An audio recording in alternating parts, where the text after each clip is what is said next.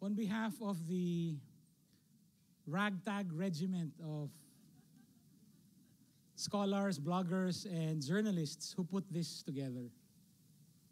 We did so, and we did so in about a month's time, because we shared the sense of a growing number of Filipinos that our country is at a crisis point. When disinformation is rampant, democracy itself is at risk. Our conference seeks to meet three objectives. First, to study the question of fake news, both as a fatal distraction and a necessary focus. Second, to understand this question in the broader context of organized campaigns of disinformation, and why these campaigns work and why our fundamental freedoms are under threat. And third, to learn from our collective experience and begin to fight back. We are all excited to begin today. Let me just very quickly go through some house rules. First, this conference was put together hastily, quickly, urgently. Inevitably, you will see some of the seams showing. When you do, please just kindly tell us and then look away.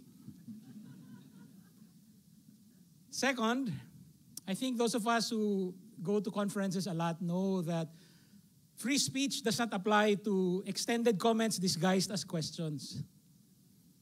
But seriously, we looked at our conference design and decided that we want more questions, and the way to get more questions is to ask you to write them down. Ushers will get them from you, and these will be handed over to the moderators who will sift through them and select the best questions. I hope that's all right with you. We will also be taking questions from Twitter. And third, we are running a bit late, about 15 minutes late, but we will stick to our schedule, which includes ample time for breaks and lunch. And there is a reason for this. For many of us, this is our first time to meet each other. Let's seize the moment and network, because whatever our answer will be to the problem of disinformation, you and I know that that answer will only have to be collective. So, to our conference then, I wish all of us courage, clarity, and commitment. Our first session begins with what we can call the world premiere of a video produced by Verifiles. Ladies and gentlemen, the President as source of disinformation.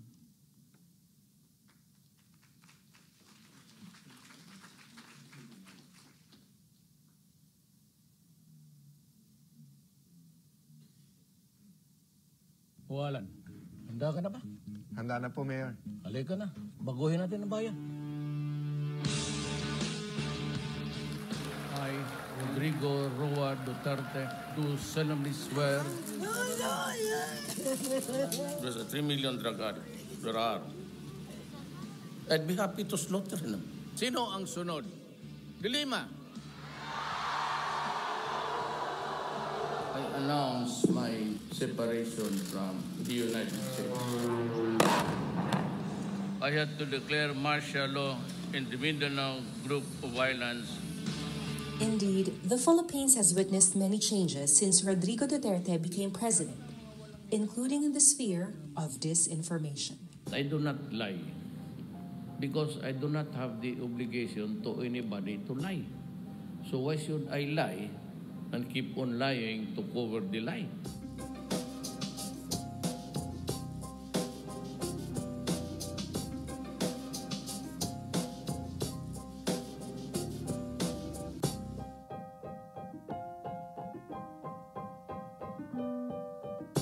lawyer and I study geopolitics and all. And also, I am a graduate of the Foreign Service. I took AB Foreign Service. Check it out with Lesio.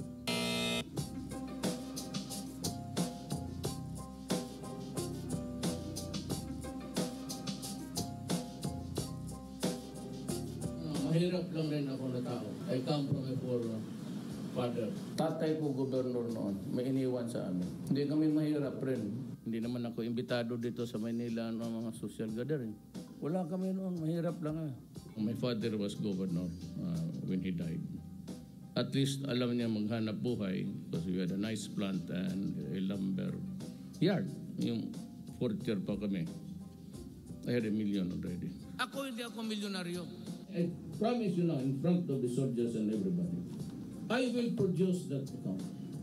At sinasabi ko sa inyo, you can shoot me if it exceeds 40 million.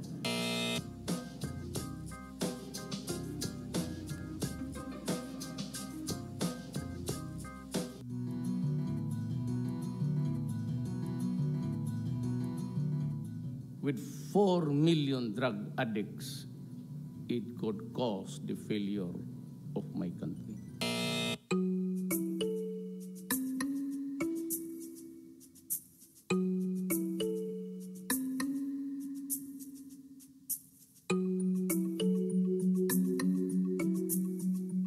I'm losing 2 policemen a day, either police or military man. I lose 3 to 4 policemen and soldiers a day. I lose 4, 5 soldiers and policemen every day. You can be very sure of this.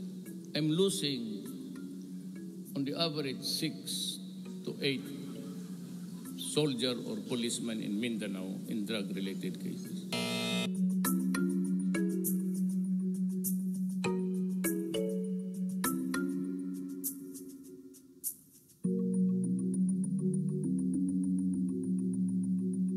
Attorney Antonio Pesena of Iloilo City, Erwin Tongtong, Plagata, Iloilo City. The most, is there such a word, shabulized? You don't say that. Wala akong personal sa kanila, ha? Iloilo.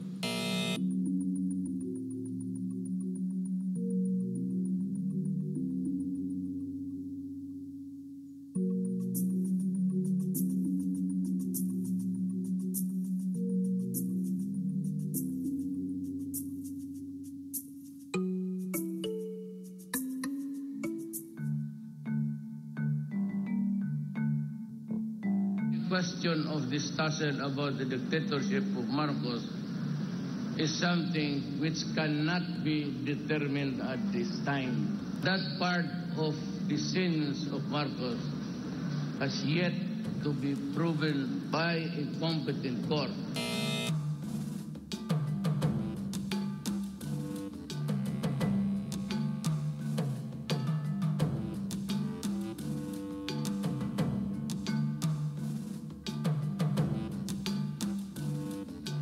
President Marcos was a president so long, and he was a soldier. Whether or not he performed worse or better, there's no study, there's no movie about it.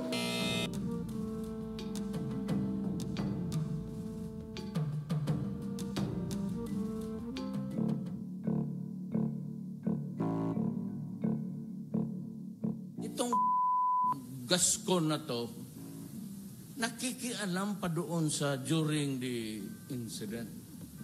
Huwag kang pumasok dyan. Palibasa nga hindi nga abogado ang tuntok.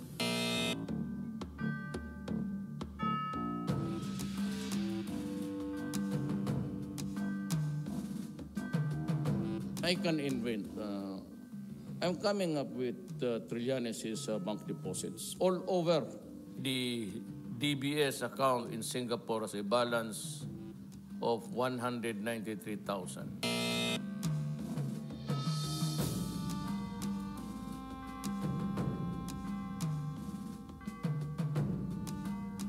Wala ito. Produkto ng isip ko to. Tinanggalan ko lang, tignan ko talaga. Ginamit mo, sinadya ko yan.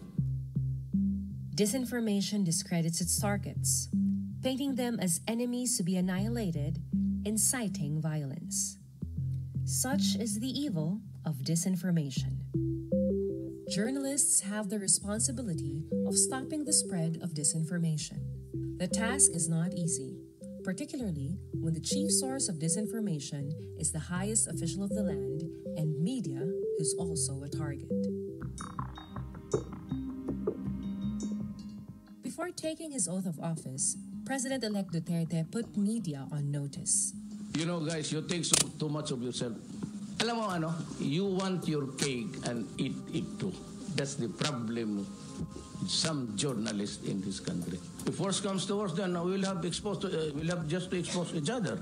Huwag na niyo akong ano niya kasi presidente vulnerable to attacks. Not me. Not me. In Malacanang, President Duterte put pressure on media that has been critical and doggedly covering him. Kasi may mga press pala na walang alam kung hindi kasi magbuti ang magbabuyan na tayo dito. Hindi magbabuyan tayo araw-araw. But someday, hindi ko tinatakot, but someday yung karma nila dadating. Just because you have the power of press freedom, the issue here is not press freedom. Mahirap kasi itong ganito. Nga sabihin mo ako, pinapatay ko yung media. Why should I do it? For what purpose? President Duterte answered his own question before he was sworn into office. In journalism, you speak the truth firmly, then you invite danger. I'm challenging you guys. Kill journalism, stop journalism in this country. If you are worth your soul, you should accept the challenge.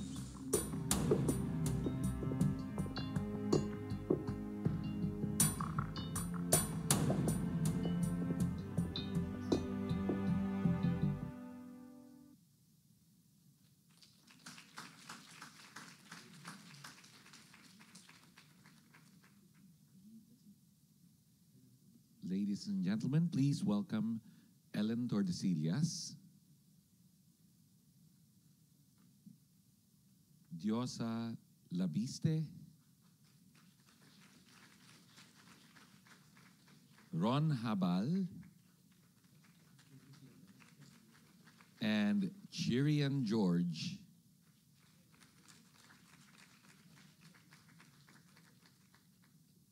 And now, ladies and gentlemen, please welcome the moderator for this session, Ms. Malu Mangahas.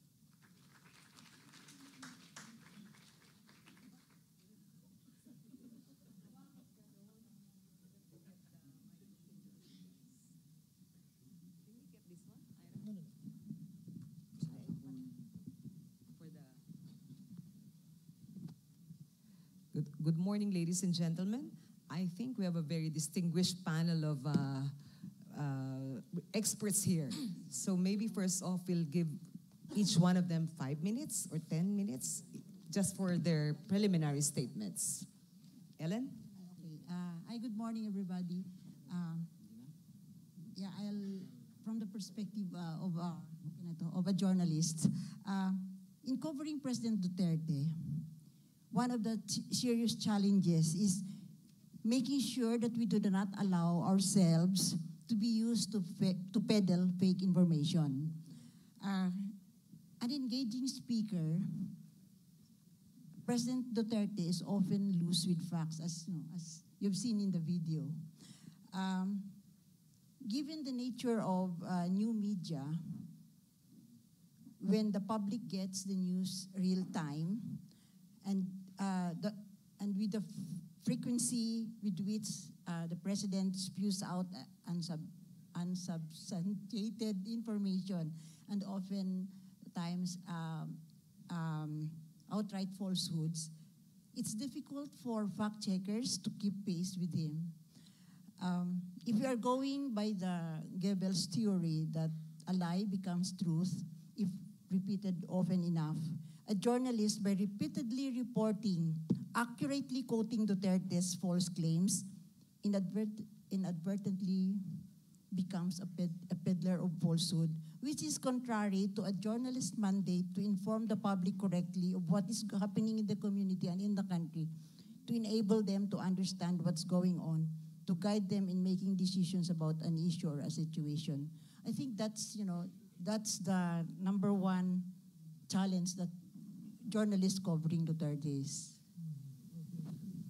Thank you, Ellen. So, challenge tossed to the journalists. How do you discern and not peddle disinformation? No? Now we have Josa or Cherian. The view from academe, Cherian George from...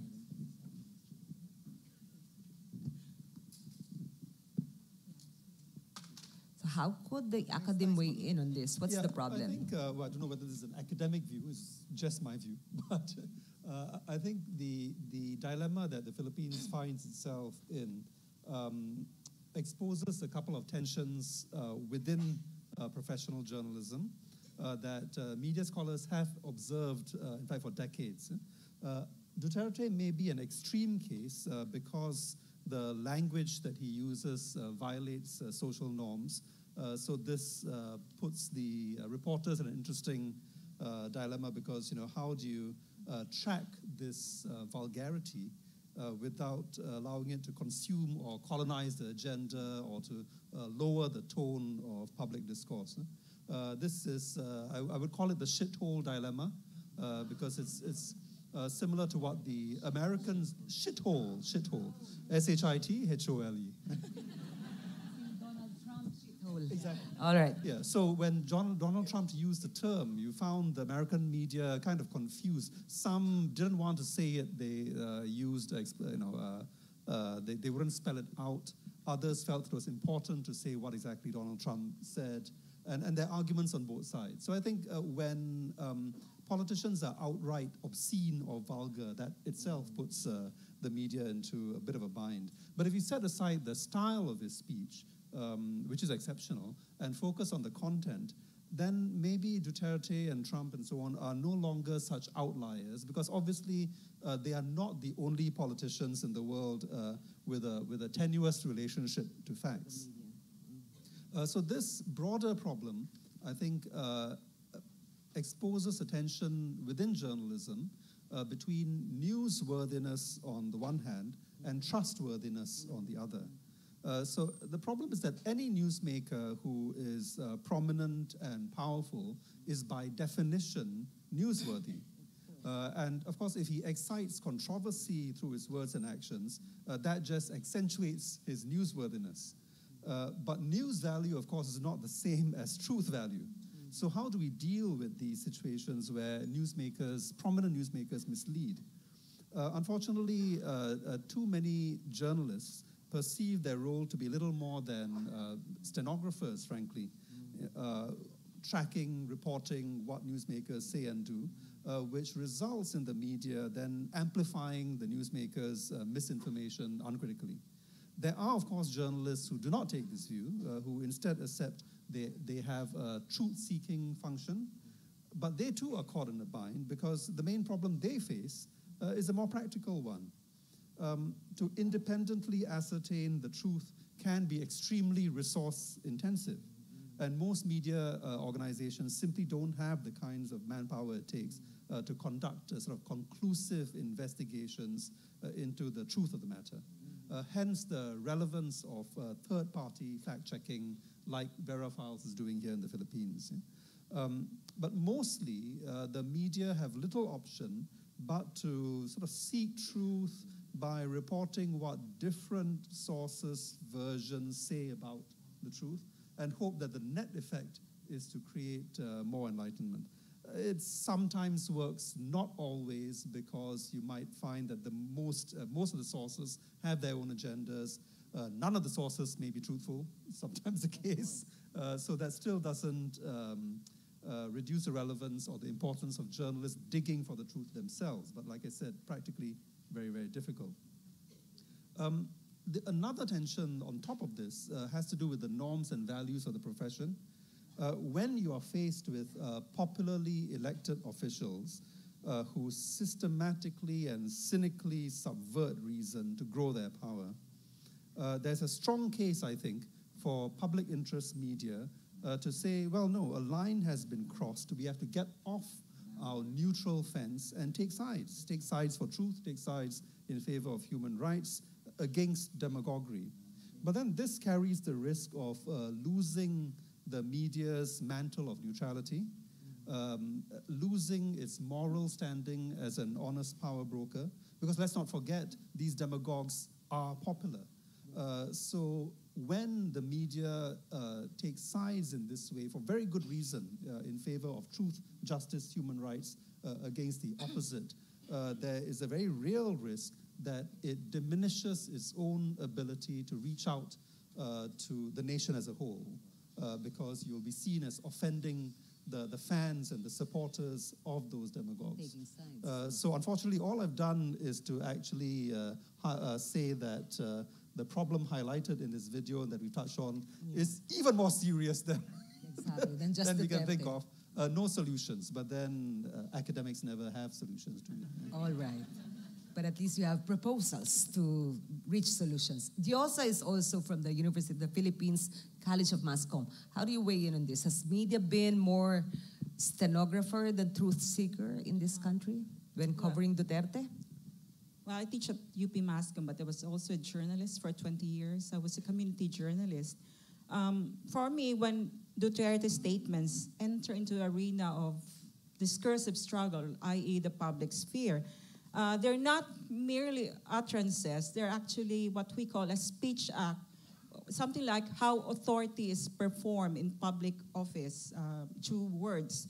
So if they are false information, they are fake news, they have to be debunked, fact-checked, and denounced by media, by social media or the public.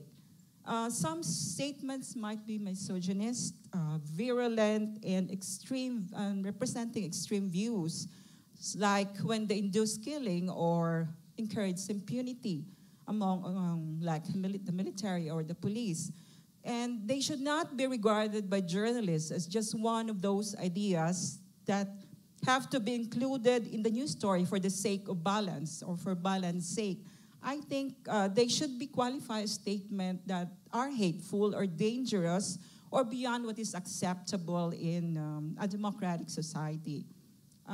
Because I think it's still within the bounds of journalism's commitment to truth-telling and civic duty that we have to be critical in our coverage in relation to fake statements of Duterte and other public officials. I think the same judgment should also be cast on social media platforms like Facebook or Twitter, because fake news distribution, as what was mentioned in the video, over the internet and social media platform have bigger consequences and impact, because these are false information and forms of propaganda being massively distributed and algorithmically manipulated to be noticeable and to appear as truth. And I think we should think of solutions to these kinds of journalism practice, and also how to make Duterte, also the media and social media, democratically accountable, and to hold ourselves to social and political judgment. Okay. Ron Habal. Yeah, how is this playing out to you as a public relations practitioner? Is Duterte such a good master of spin? Or is it because, apart from the substantive errors, he really has some intentions? All right. The way, from a public relations lens, is we need to be able to look at Duterte and not just as a disseminator of information. I mean, a journalist would always look at it from that way, that Duterte is a source of information, that we are in the business of transmitting information. But I think we have to look at communication as a ritual, as drama, and that Duterte is not just giving you information, but providing you drama. And this is also what's happening on how his supporters interpret his message, that they are performing. They're not just receiving information, because all of us, I was once a journalist, we are interested in giving out information, unbiased, objective, but people are not reacting to that. People are reacting to the drama, to the numbers, to the lies. That's why the campaign that needed to be done is not just more informational, but also behavioral in nature. That's why we need to be able to understand him that way. Yes, there are lies. Yes, there are things that we need to be able to correct, even misogyny at that. But he's giving you a performance. He's performing. That's why that is how he projects himself. It may be his, it is in DNA, or it may be his in image.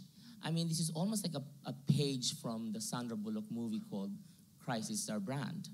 It's almost the same thing, right? And then his handler might be thinking that, hey, give us their numbers, give the numbers, heighten it up, and that's his image, right? Or he's just giving you lies as a strategy. Fake news, misinformation, disinformation, or even malinformation could be a strategy. So we need to be able to look at it from that way. Now, that's a lot to chew on. Huh? So, the drama, the context, I mean, the hyperbole that Duterte does, I don't know how the four panelists here would be reacting. The problem is, the mention has been made about the media lapping up everything, including the hateful speech or context of Duterte's statements, but also not checking fast enough. Ellen, we were talking about this earlier. So we let it pass.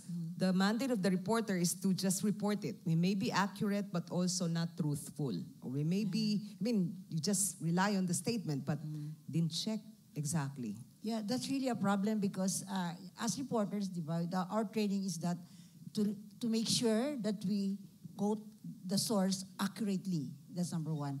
So, and given here in the Philippines, when like if you're a Malacanang reporter, you write about 6 stories, at least 6 stories a day, right? You don't anymore have time to verify whether what is saying, what the source is saying is true or not. So I think it's up to we should have more support from the desk to verify what, I mean, when we come out with stories, it should come out with verification, but it cannot be done by the Malacanang reporter by himself. It's the nature of the coverage that it's so fast paced. Plus, like TV, because it's aired live, right? Usually, when Duterte spews out falsehood, yeah, it gets transmitted right away, right? So by the time you come out with your fact check, maybe the next day, and by that time, it has already reached millions. So that's a problem. But my worry, I mean, Ron said it's about the drama, is why people lap it up. If you see, like when he said Dilima is next, people laugh.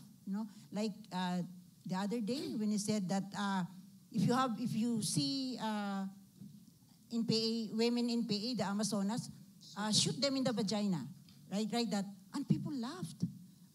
That makes me really makes me worried. So I think that is where the role of media becomes more urgent. Like, how can we reach that audience that enjoys Duterte? Yeah, we are welcome to receiving your questions, but in the meantime, we'll get this going. How do you explain, Cherian and Josa and Ron, a president who's a source of disinformation but gets very high approval ratings still in the surveys? A big dilemma for us. He's a populist, but I call his populism rogue populism. This is a brand of populism, I think, which Duterte has. It started with, of course, being anti-elite. It projects itself to be anti-elite, pro-masses and out-group exclusion. But like any other populist leader, Duterte was elected to office through his charisma and his promise to disrupt the status quo. But I think that is where the paradox lies, because when in office, Duterte wanted to have more authority and power in him, or the concentration of power and authority in him, and he displays it or deploys punitive and coercive apparatuses of the state to, of course, silence dissent and critical ideas and free expression. I think this kind of populism is dangerous, and when married with, it's about, the logic is about control and manipulation of citizen. And I think that kind of populism should be looked at by political scientists. What kind of root populism is this? But he has support across income groups, A, B, C, D, E, Cherian. Dark populism across the region also seems to be a lingering trend. Yeah, and across the world, I suppose. Across the world. I think when this first surfaced most dramatically in the rise of Trump, I think the instinct among many sort of well-educated liberals was to point out or to observe that, well, this is just how stupid people are, right? And I think you still hear that. We still hear the stupid or impatient saying, about leaders. Sorry? Are they stupid or are they so impatient about leaders that they would take a Duterte who could do shortcuts? The easy answer, and I say easy because it kind of lets us off the hook, is to blame it on the people, right? I think the more challenging answer is to question, how is it that the system has so badly let down so many people that they're willing to overturn the system, they're willing to rebel against expertise, elites, and so on? I think that's a much harder question because we end up pointing fingers at ourselves. Right. When I say ourselves, I mean media, I mean universities, I mean larger institutions across society. Obviously, we have done something very, we have failed the people over a long time such that they're willing to opt for easy but wrong answers. I don't think most countries have, we've had really the courage to examine that side of the equation yet. All right. And Ron? Yeah.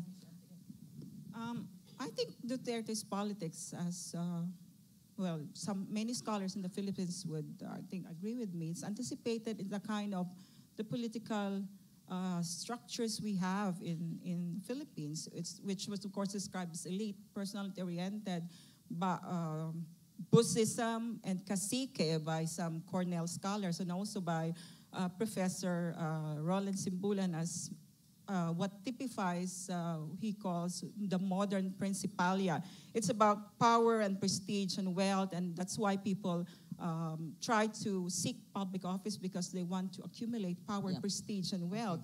And, make millions and not even disclose them. Josa, Duterte says he's not of the elite. That's why he's really a counterculture in the series of presidents we had who came from the nobility. So you might say it's a failure of nobility in this country. That's why you have a Duterte. What do you think, Ron? You were talking about a strategy. Is the spin a strategy? The series of disinformation, is it part of the Duterte strategy? There's no way of verifying that one, but from the peer perspective, I think it is, because you see that there's almost like a structure that they're following, right? Because you need to be able to determine, for instance, why there's so much support for this. It's because you need to be able to look at all of this from the perspective of a campaign. One is you need to be able to look at the source or the agent who are speaking, who are producing this content. We need to be able to look at it from the point of view of the message itself. How is the message being crafted? Because the messages and images are being crafted and developed using shared belief as a base, right? And then we have to look at it also from the perspective of the interpreter of the message. Who are these people that are interpreting the source of and the message of the and the message from the source? How are they interpreting it? Are they also, like the president, performing? Because as you know, all of you and all of us are guilty that every time we put up a status on our Facebook posts, we almost instantaneously look at it, whether people are liking it, whether people are sharing it. So if that information is, you share, that information, meaning we believe in that information, then the tendency is for us to share. And we're performing also for our followers, for those people who liked us. So we need to be able to look at it from that perspective, and that's the reason why this strategy is in a way winning, unfortunately. It's because they're giving you the information. They might not be interested in the information the journalists are sharing, but they're certainly packaging and repackaging that information so that it will appeal to the base of the base. Okay. Ron points to the possibility, and I think by all indications, an apparatus, an ecosystem for disinformation or misinformation or hate speech in the country right now. So Duterte is probably a major exponent of it, but also you have disinformation by his army of paid trolls that validate and amplify his messages. I was thinking, what are your thoughts on this? I mean, how could we really start to flesh it out in terms that are clearer? Because you have Duterte, he will always be a newsworthy source, meaning the object of affection. I mean, not really good affection, but required by media to cover.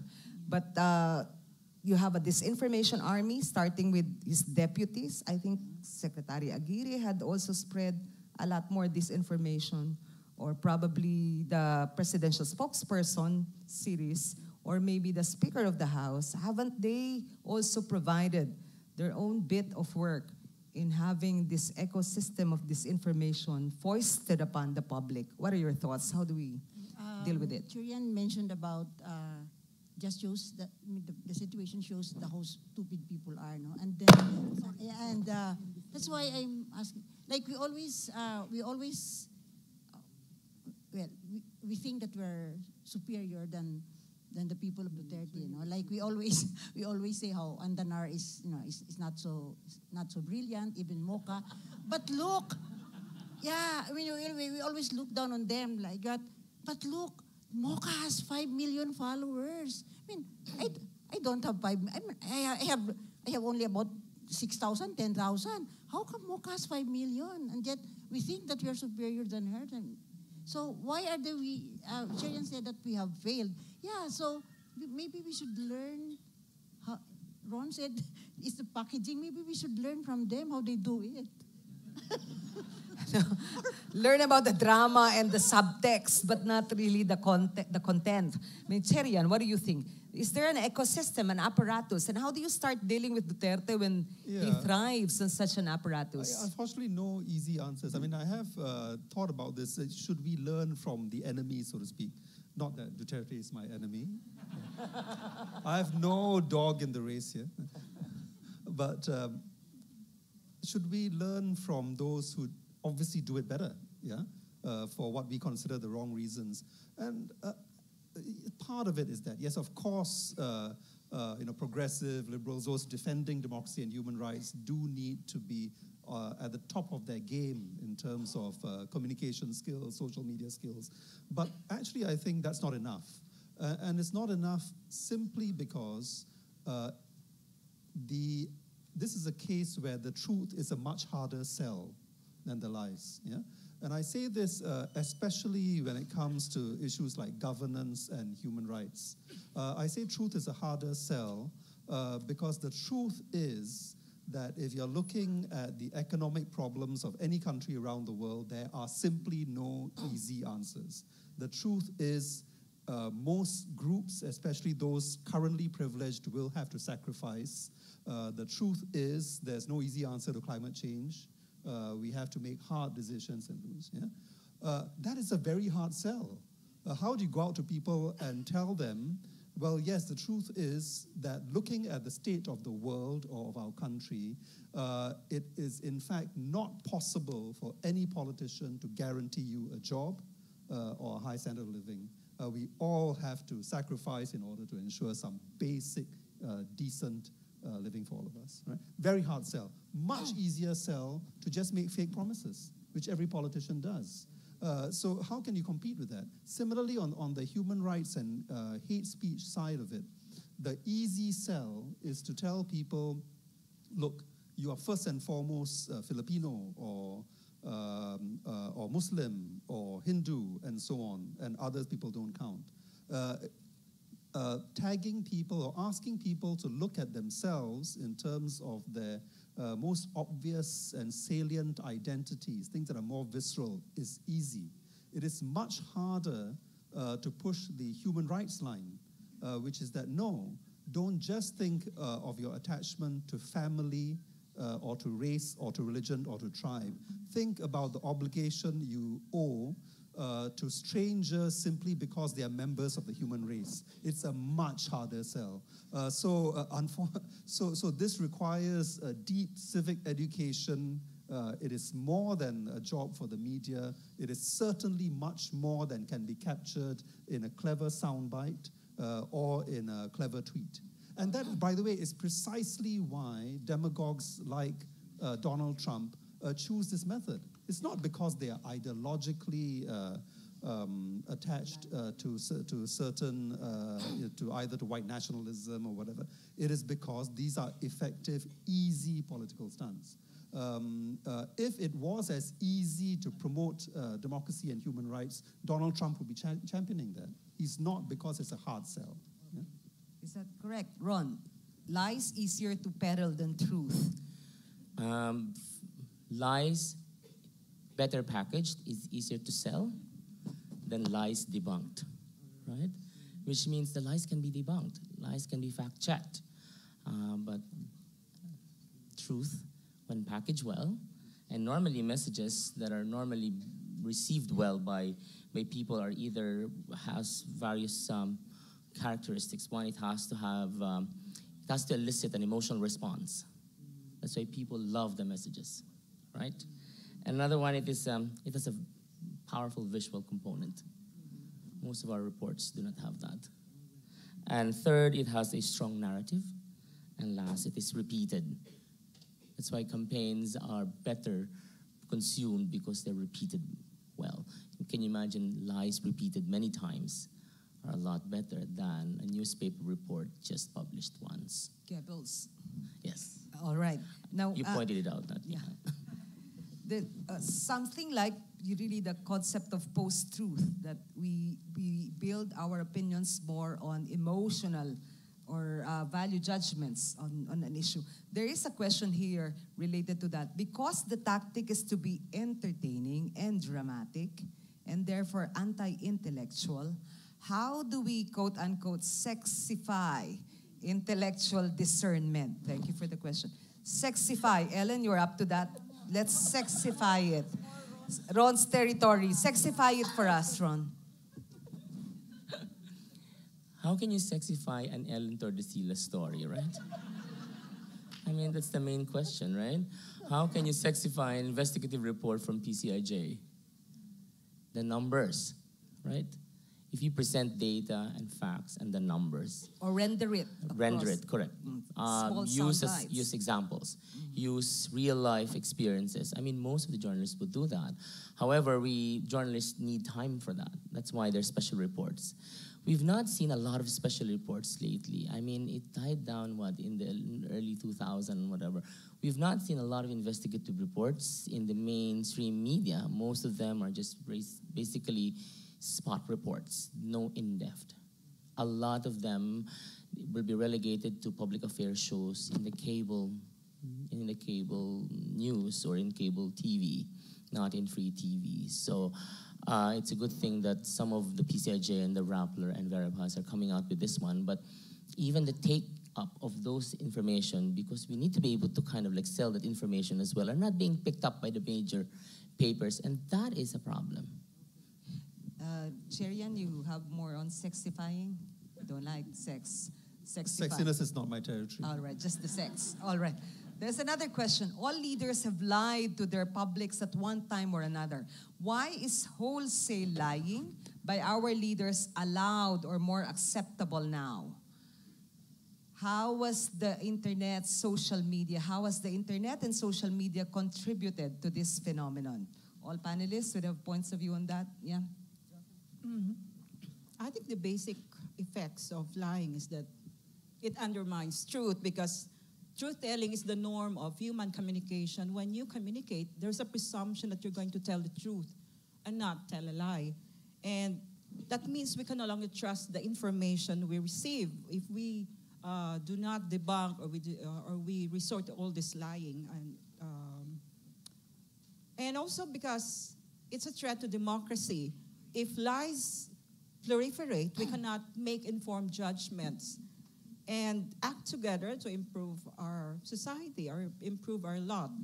And of course, lies allow for a very polarized and symbolically violent politics, because people are lying and people are attacking the lies, and And this, of course, would spiral into intensified lying and political aggression and eventually violence. And I think, as I said, truth-telling is presupposed in human communication, and you cannot sexify it. I think you just have to tell the truth. Or you would have to find out and expose the lie. Yes. Cherian.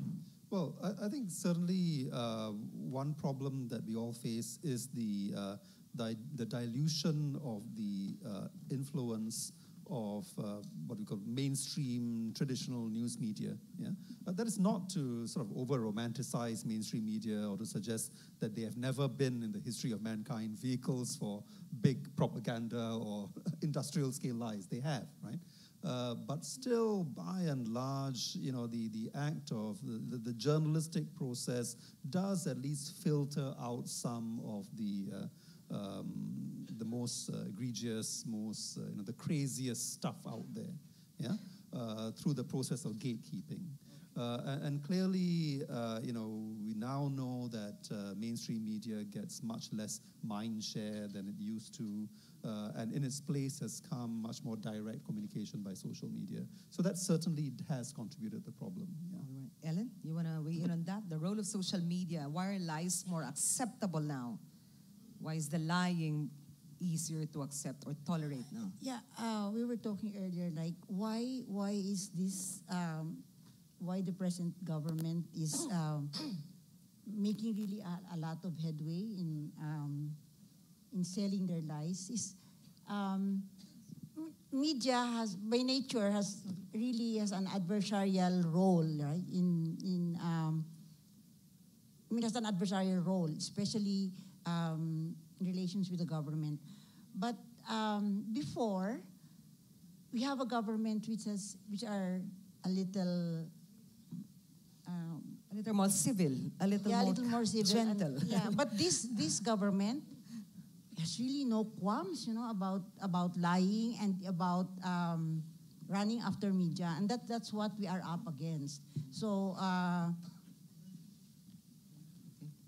don't know. No shame, in yes, no pretense. All right. And that's what we are up against. And right. it seems that it's working because they really are able. It is really able to to create a chilling effect.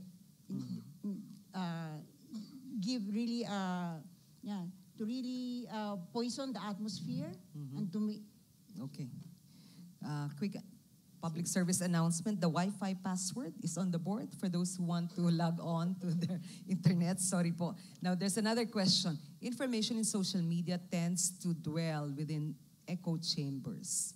What strategies can fact-checkers and truth-seekers do to make sure that social media, to penetrate social media echo chambers, particularly those dominated by fake news? I think John put us in good stead here. The action and the solutions should be in the collective. I mean, I think the question is addressed to all sorts of people with specific roles to play in this. What can we do to penetrate social media echo chambers, particularly those dominated by fake news? Because we have there's the danger of us preaching to the choir, right?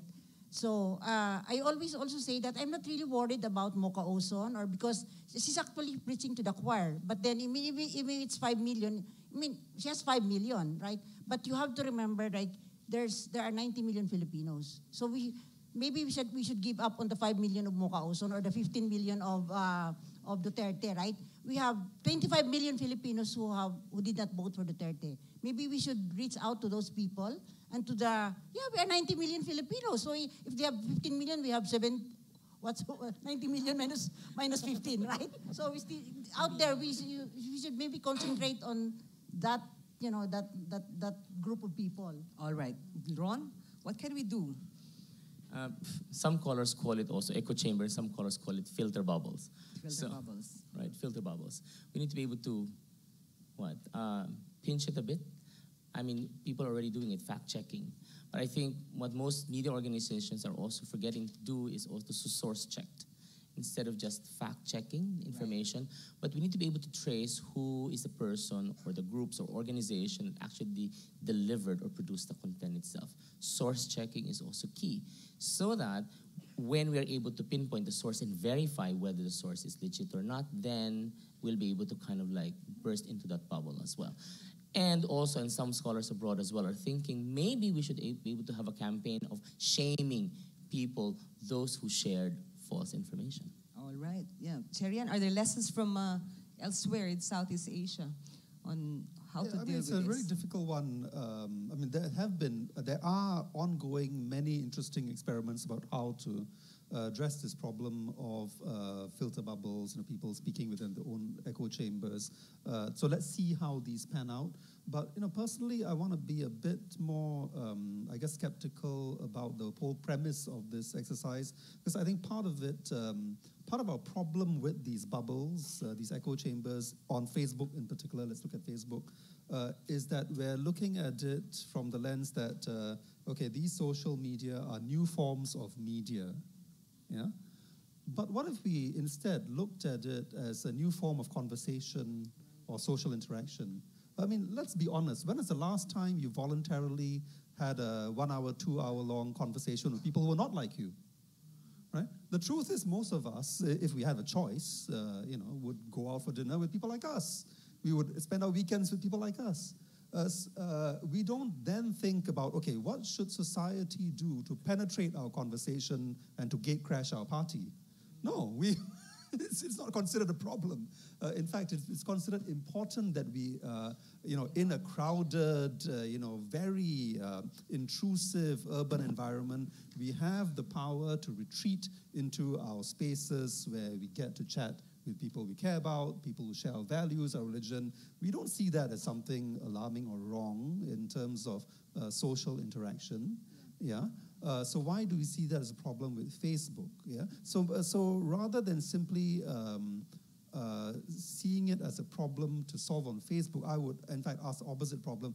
Are we doing enough to create media experiences where we do get to confront other points of view, to have our views challenged, and so on?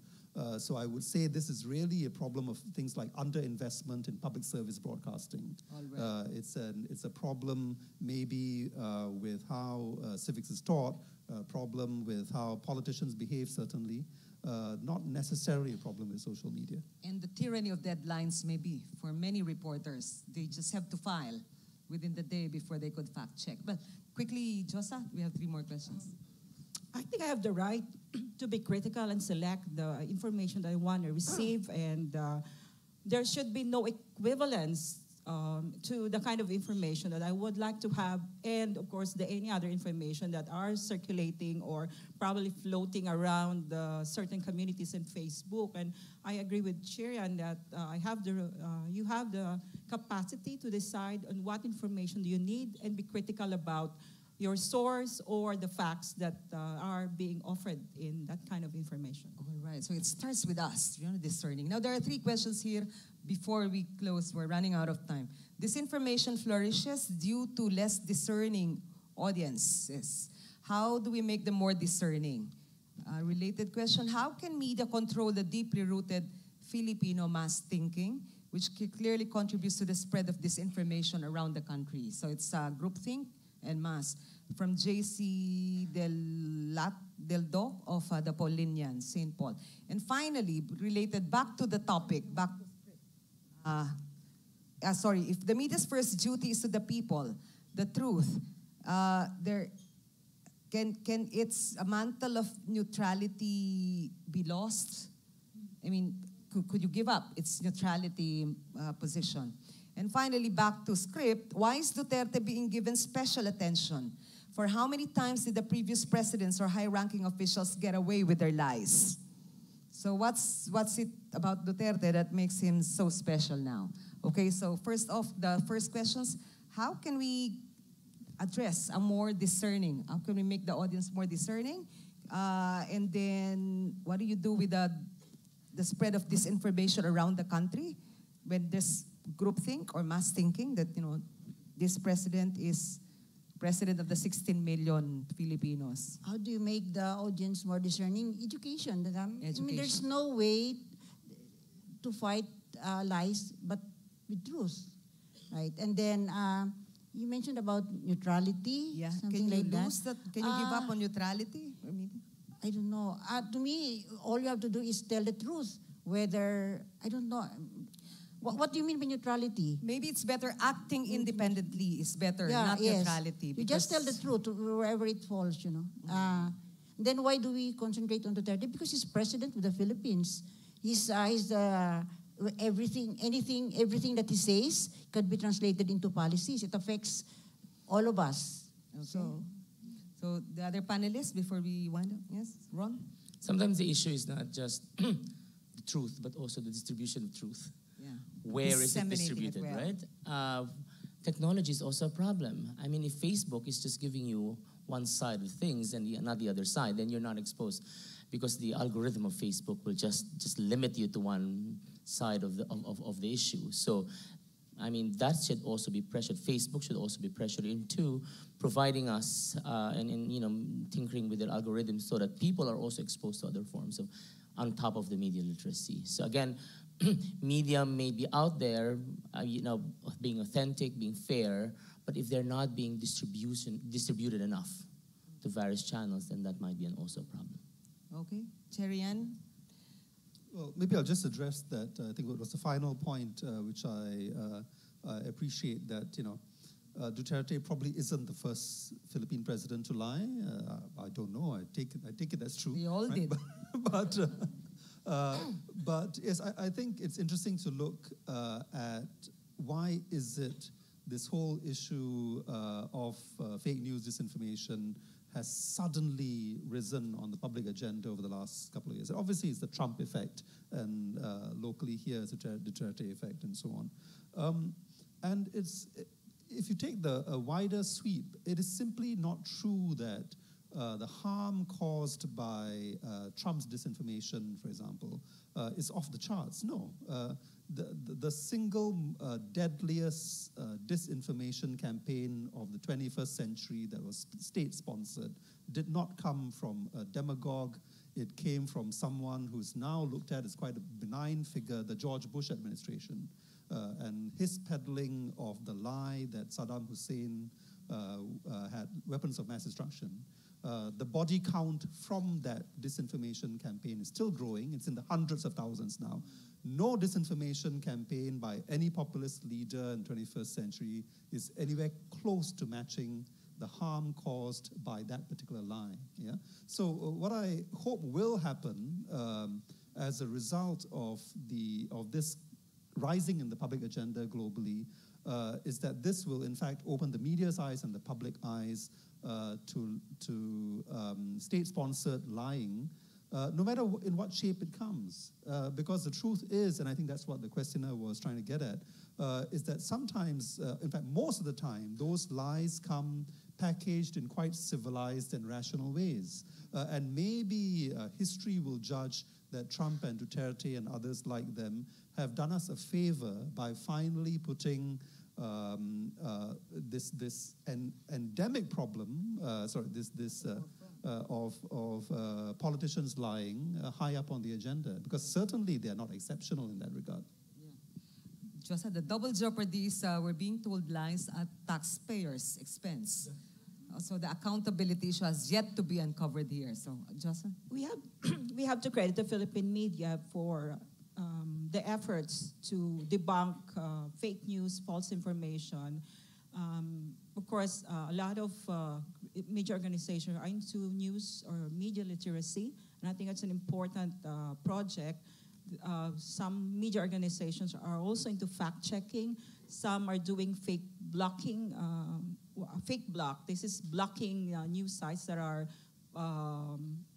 false, peddling false information and simply spreading fake news. And I think the media as a sector, as an industry, is doing its share to frustrate the spread of fake news. I think this would also mean or necessitate a response from the public to complement what we're doing. Because of course, we are taking the lead because we're a sector that was immensely affected, and our credibility as agenda-setting media was so eroded. And I think we have to continue doing so. Continue doing these initiatives, and also ask the public to also do it. Okay. I just wanted Ron to go back to that story of his line about the lying, but also the drama. So could you lie and with drama, meaning the lies well told here, could we shift it to truth well told with drama also? How do you propose to do it? Huh? I will repeat. Okay, we'll go back to Ron because he made a very important point about problem is it's lying, but also it's drama. So how could you shift the opposition of telling the truth very well? I mean, truth well told. I mean, we have bloggers and journalists here. How can we do things better so that the lies would be undercut by the truth? Journalism can also engage in drama, just presenting the truth and the facts by the way we write our stories. Because we're normally prescribed to do, we just do who, what, and where, right? There's no drama in it. But if, for instance, the president can do a snackable information, meaning it's a snack. Sexy snackable. Correct. Or memes. Why can't journalists, with their stories, also do the same thing? I mean, you can present, for instance, your numbers, your figures, your stories. I mean, if they can use people to surface their issue, then journalists can do the same thing. But currently, we insist on writing a very strict narrative. So one way by which we can do that is show a face. I mean, it's almost similar because I'm currently doing a study on how corruption stories are being done. I think my advisor is here on that one. How do journalists write corruption stories? They only look at personalities. They do not write stories about its impact to society, its impact to psyche, to their religious belief and all of that one. So we're basically interested only in one aspect of it. Okay, does anybody want the final round? You have a president that's the source of disinformation, but also in a context where the political opposition is weak and effete or has joined forces with him, and you have democratic institutions that are also weak and compromised or broken. So how do you deal with a problem like Duterte in the Philippine context where there's nobody else talking or out-talking or outsmarting him, and the institutions are weak and compromised to begin with, the police, the courts, etc. So this is a disinformation malady that lingers because of so many other weaknesses at the seams of Philippine politics. I think that's where media's role becomes more urgent. We should not only challenge the presidency, but maybe all sectors of society. Yeah, and even ourselves, we should challenge ourselves. Yeah, make it. We should make ourselves more relevant. All citizens, for that matter. Yes. Okay. Cherian, so how do you deal with a problem like this? Ron, can you? Good luck.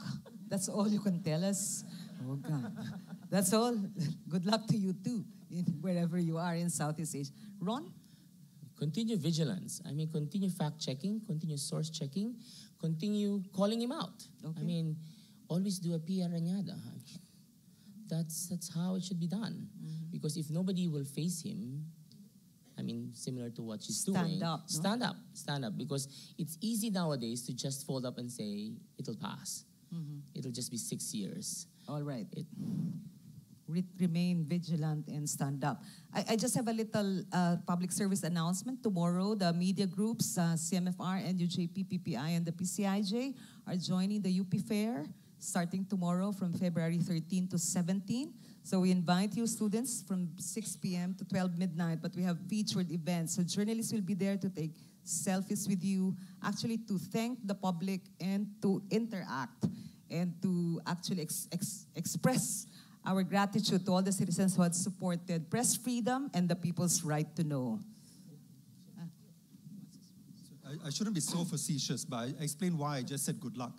As a Singaporean, I have no experience of a society where you can challenge a strong government from the opposition, right?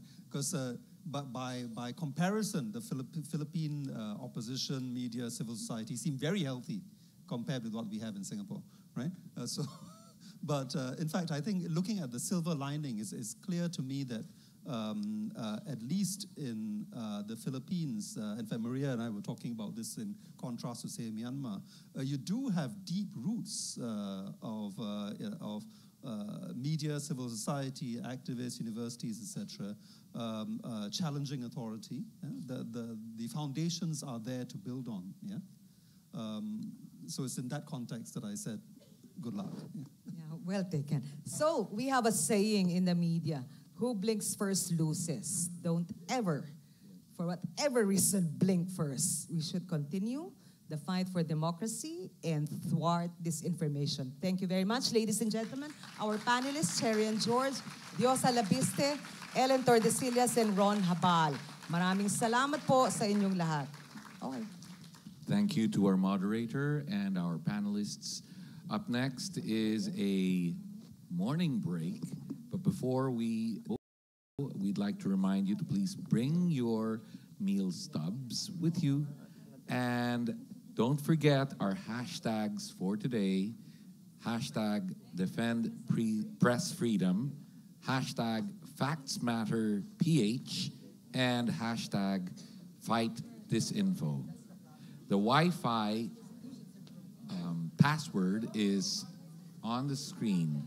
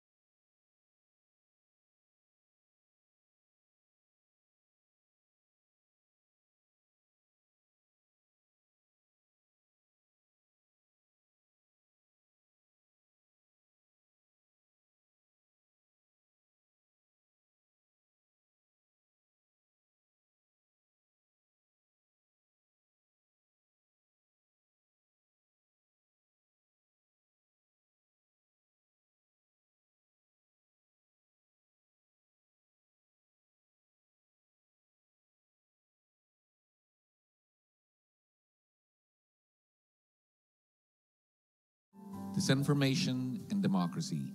Please welcome our panelists, Jean Encinas Franco of the University of the Philippines,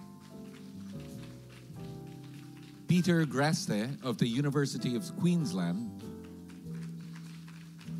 Cheryl Soriano of the De La Salle University, and our moderator for this session, Clarissa David of UP.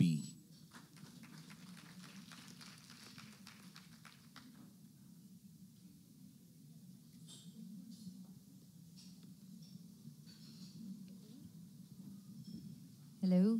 Hello. Welcome back, everybody. I am very pleased to welcome to our panel today some esteemed colleagues. We will be talking about disinformation and democracy. So this is the part of the program where we will discuss how disinformation, or fake news as we sometimes call it, although that terminology has now been identified as problematic, how it could undermine democratic societies and systems and principles. Together with our esteemed guests today, we will try to understand the scope and inclusions of what we call disinformation. Our panelists will discuss how disinformation undermines democratic processes and systems. So let me quickly reintroduce our panelists just quickly. Mr. Peter Greste is an award-winning journalist and academic, currently affiliated with the University of Queensland. He has 25 years experience as a foreign correspondent and has worked for Reuters, CNN, and BBC. Dr. Encinas is an assistant professor at the Political Science Department at the University of the Philippines in Diliman. And then Dr. Soriano is chair of the Communication Department at De La Salle University and has authored papers and books on digital media and social and political transformations. So we will again, if you have questions that occur to you as the panelists are speaking, please write them down on a piece of paper and then hand them over to our lovely ushers over here and in the shirts in green, and they will, those in green shirts, and they will hand it over here and we'll ask the questions for you. If the question is for a specific person in the panel, please write it down as well. So we'll start by hearing some initial thoughts from each of our panelists, around 5 to 10 minutes each. After that, we'll have some questions and discussions, and then everybody in the panel, I invite to ask everybody else questions if you have questions to the other. Why don't we start with Dr. Cheryl Soriano from De La Salle University? Yeah. Thank you, Claire. Good morning, everyone. I prepared something, so I'll be reading some of parts of it. I'll try to sexify it as much as possible. Most likely, I will fail.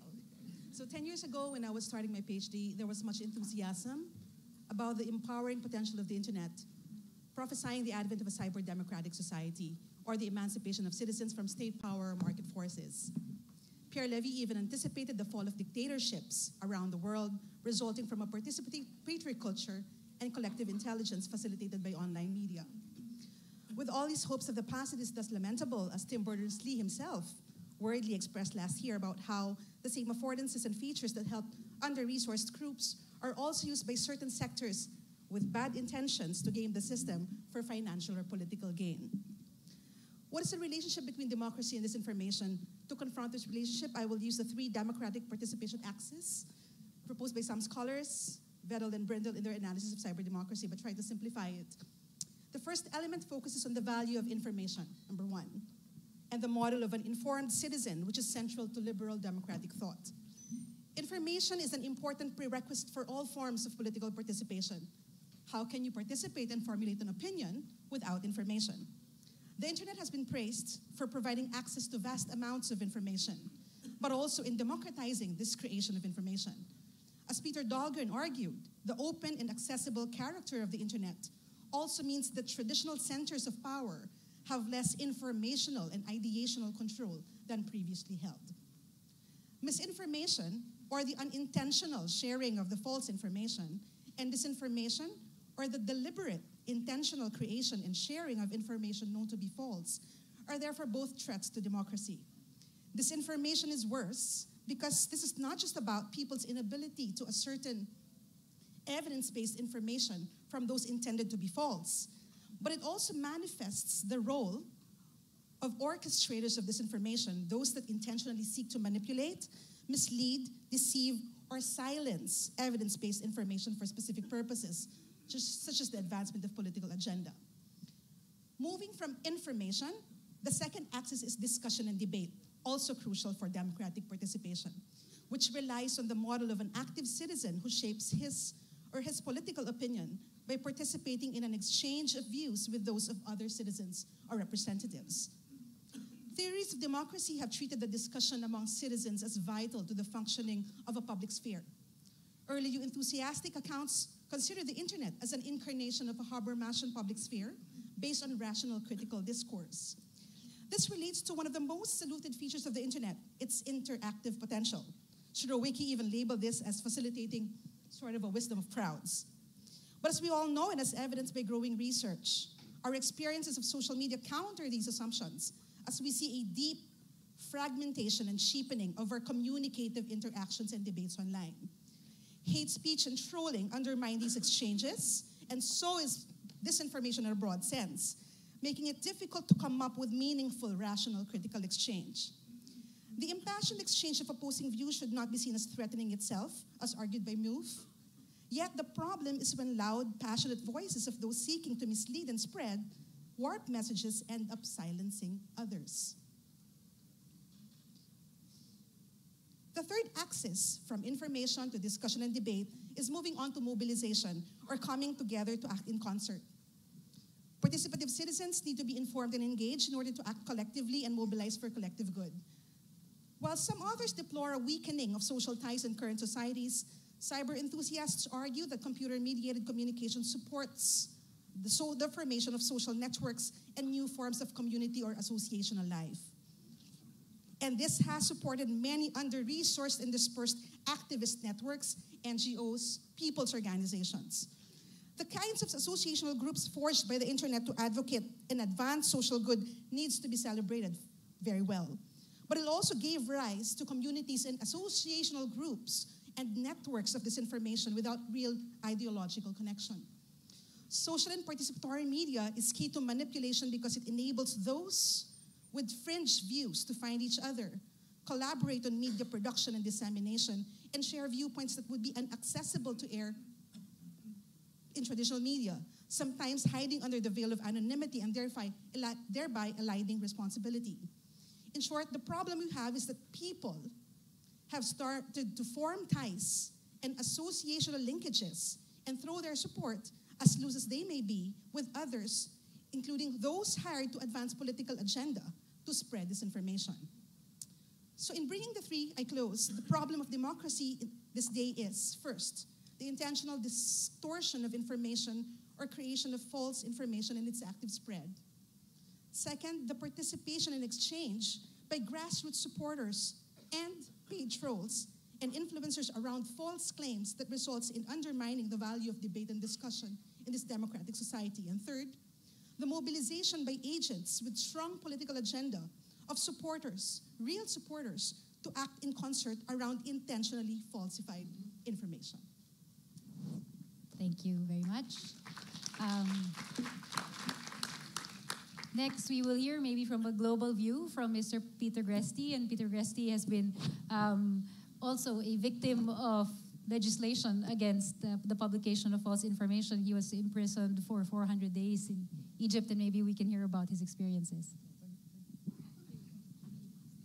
Thank you very much.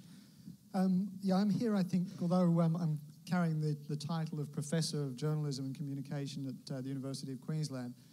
I am here, I think, more as a practitioner, as a journalist who spent 25 years on the road. My last job was with Al Jazeera, where I was in Egypt and arrested on terrorism charges and placed in prison. I think there are two things that I really wanted to say in my opening remarks. The first is that there are two ways in which democracy can backslide on these things. Obviously, there's the malign way, the sort of democratic backsliding that we seem to be seeing here in the Philippines, in the sort of thing that we saw in Egypt.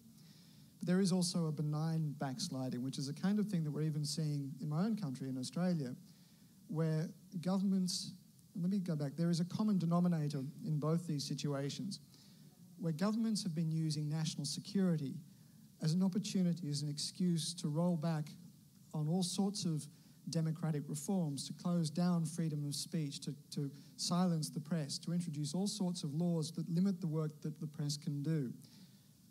What happened to us in Egypt was a pretty egregious example of that kind of malign intent, where the government passed laws that were designed, it said, to deal with national security.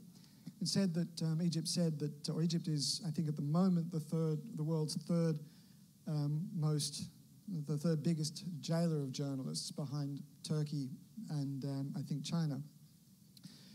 And Egypt says publicly that it doesn't imprison journalists for their journalism.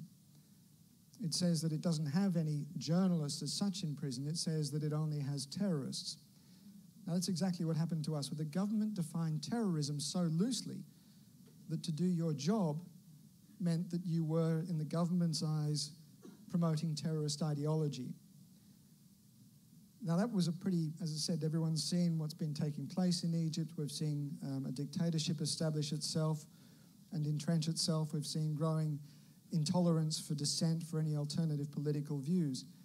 But even in Australia, in my own country, we've just had a very serious debate around new national security legislation, which, to my eyes, has a disturbingly similar echo to what was being introduced in Egypt, where the government has defined, the legislation is around espionage, and the government has defined a criminal act under the espionage laws so loosely that simply receiving a document from a civil servant, a classified document from a leak, or from a source, can wind you up in prison.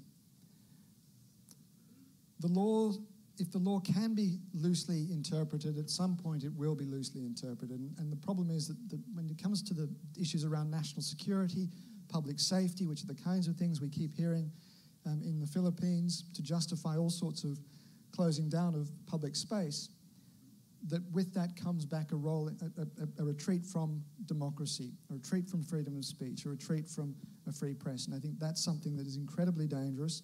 We're seeing it more and more.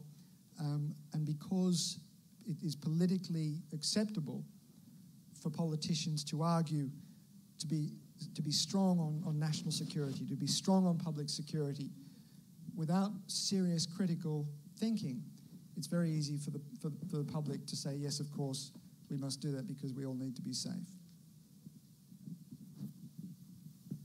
Thank you very much. We will follow up on some of your excellent points in the Q&A portion, but for now, we'll hear from Dr. Encinas of the Political Science Department. Hi, good morning to everyone. I'm delighted to be here, and I thank Professor Clarissa David for inviting me to this panel and to this very timely and relevant conference. What is fake news for me? I draw from the definition of Alcott and Jensko when they refer to fake news as news articles that are intentionally and verifiably false and could mislead readers. The operative terms, I think, here are intentionally and verifiably false. While this definition encompasses some of the things that we have read in the local news as well as from abroad, I think we need to also add a dimension of fake news proliferation as being systematically implemented, mainly to account for the study of Jonathan Ong and Jason Cabañas, which I understand will be presented tomorrow, which tells us about how fake news is operated at different levels. How is fake news different from disinformation? Fake news produces disinformation that can harm individuals and societies in many ways, and indeed a threat to democracy in general, particularly because it undermines the positive role of media in democratic societies. It legitimizes government crackdown on the media in general and has a chilling effect on the opposition, who may be wary of being targets of fake news. It can also be used by authoritarian regimes to manufacture legitimacy, such as in the case of Prime Minister Hun Sen, who has been accused of the Cambodian opposition of buying Facebook likes. According to the news report about the petition, Hun Sen's page is liked by 9.4 million people, even though only 4.8 million people use FB in Cambodia. And despite the fact that the page is written in Khmer. Well, as a trivia, I also follow Justin Trudeau's Facebook account, even if I don't know French. Fake news can also prop up support for controversial government policies. We have seen this in the Marawi conflict, in which fake photos and what have you proliferated, mainly with the aim to generate the support to martial law in Mindanao. Fake news can lead to violence, as when a man in the run-up to the 2016 elections in the US fired at a pizza restaurant thinking that there are children held as sex slaves inside, with alleged links to Hillary Clinton. Fake news can also deny the legitimacy of political foes or enable politicians to dismiss accountability by branding as fake news any media report alleging corruption by the administration. Lastly, which for me is very important when we talk about democracy, is that fake news enables anyone with a misogynist agenda to use gendered language, manufactured fake images, videos, etc. to malign women, especially women politicians, and undermine women's role in politics, which we have staunchly fought for since 1937. This is abhorrent and discourages many women from entering the public sphere. It denigrates, quote-unquote, the feminine, to quote the feminist scholar V. Spike Peterson. Even Hillary Clinton, during the 2016 elections in the US, fell victim to this. In the Philippines, we can see this currently being done by both those who support and resist the current administration. For those who are lucky, their fake news can even merit a congressional investigation to be feasted on by mostly male legislators. Women and the LGBT community are the prime targets of fake news, as this bodes well for its clickbait nature. Why do misogynist fake news sell? Because they strike at what is familiar, the gendered hierarchies to which most of us are socialized. That the poster girl of fake news in the Philippines is a woman, I believe, is not an accident, but by design.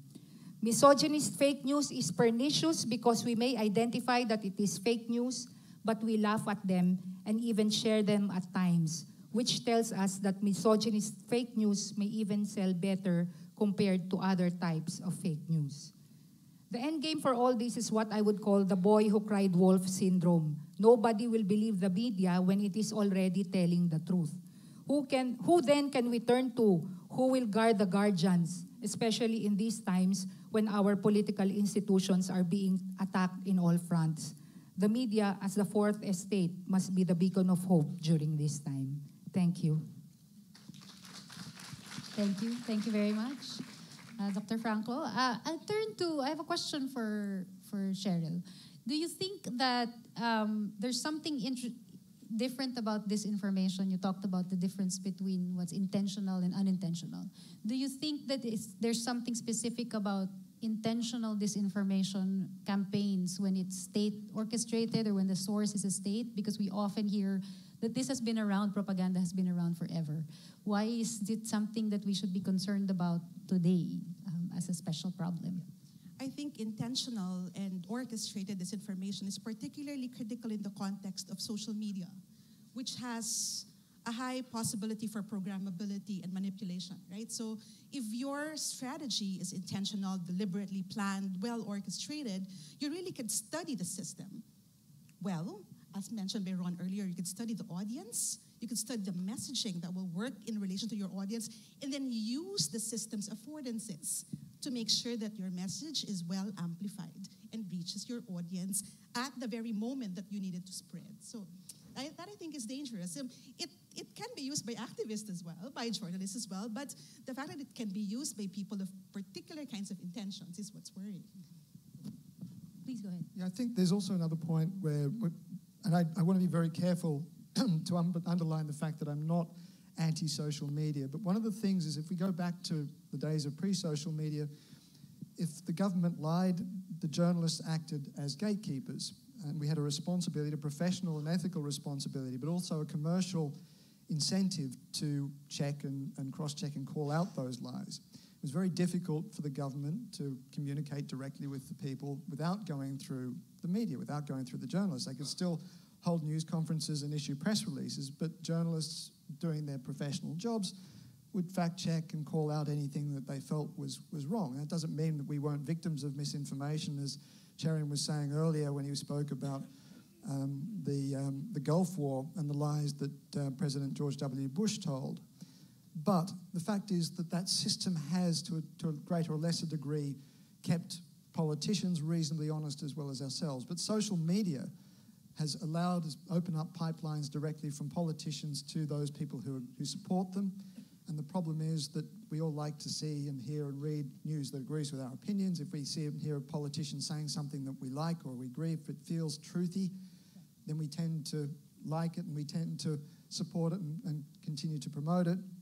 Anything that contradicts that view, even if that view is wrong, all of a sudden becomes fake news in our own eyes. And that's why I think we're seeing things really turbocharged in the current environment in ways that we've never seen before. Now, that doesn't mean I think we should roll everything back to the good old days when there was no social media.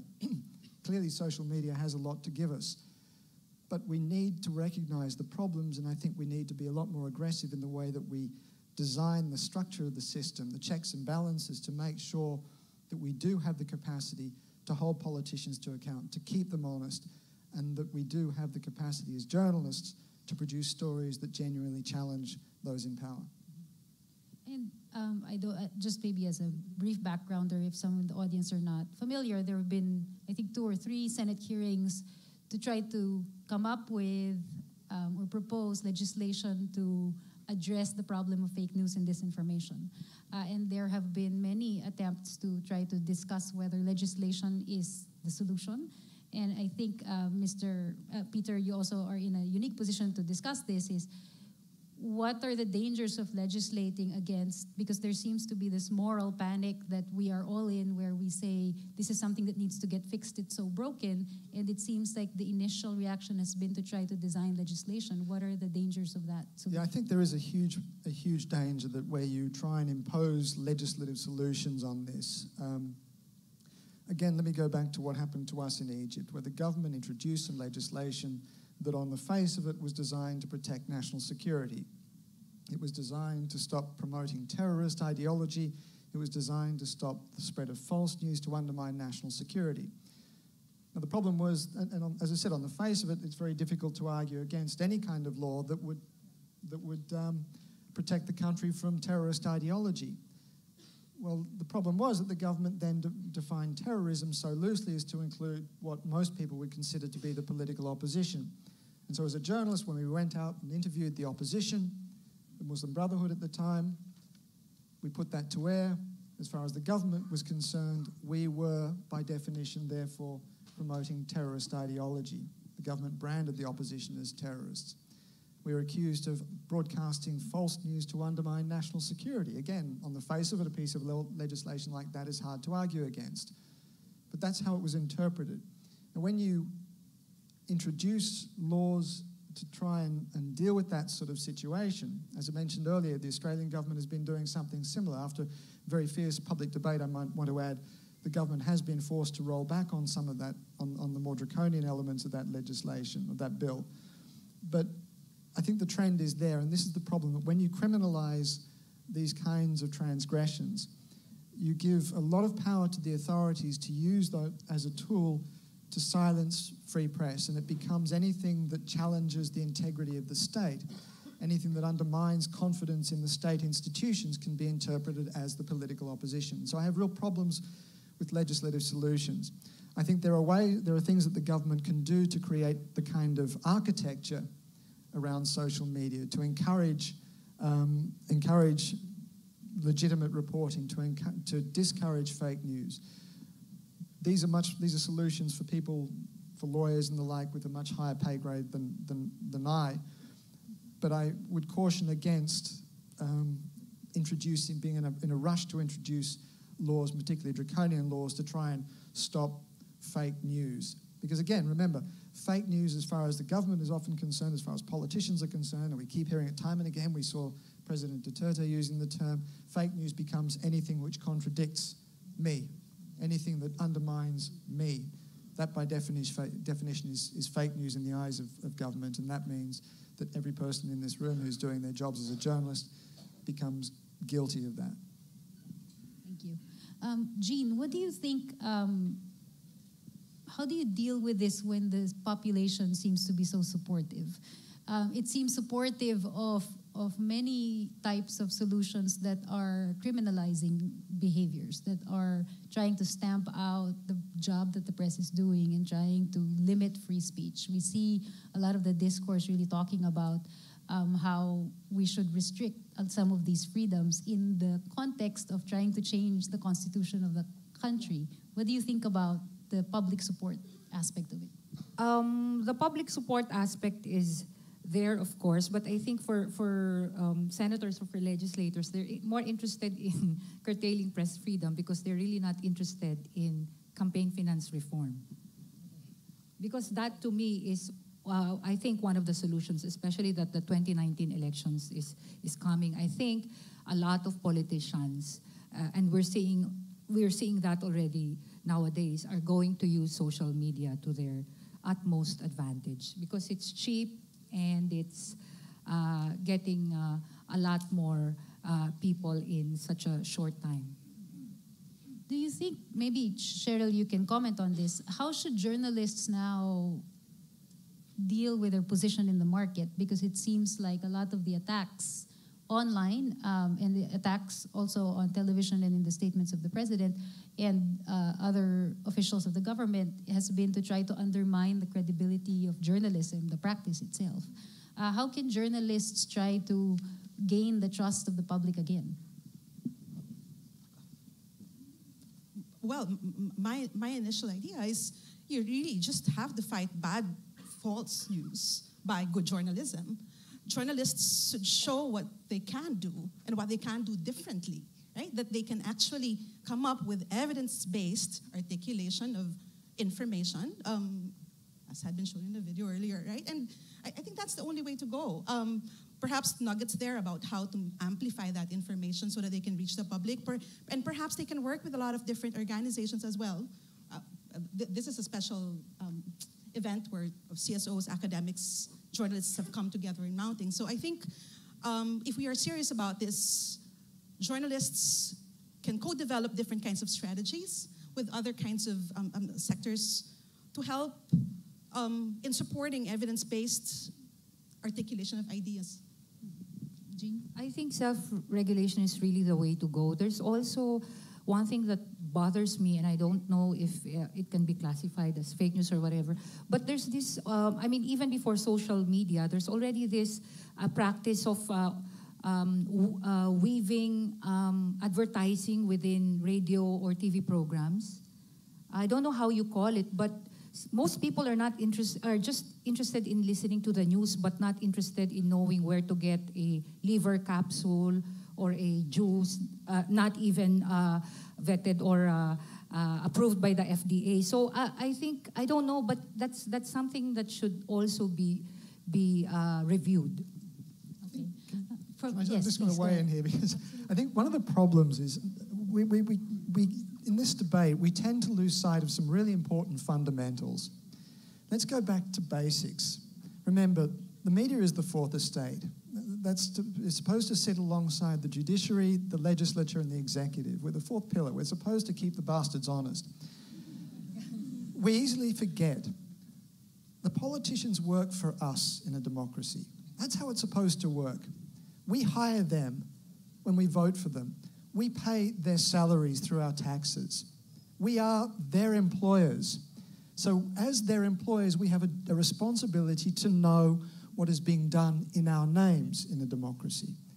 We tend to forget that, and as journalists, as the media, as academics, we've lost sight of that argument. We need to make that case, and we need to make that case as a unified industry. What happened to us in Egypt was a rather extraordinary thing because I know from my own personal experience that journalists are a really fractious bunch. The only time we tend to ever move in the same direction is when there's a bar in the room. Otherwise, we tend to fight each other, and that's who we are. By nature, we're cantankerous, noisy, rowdy lot. We tend not to agree with each other. But what happened to us in Egypt was an extraordinary example of what you can do when the industry pulls together as one.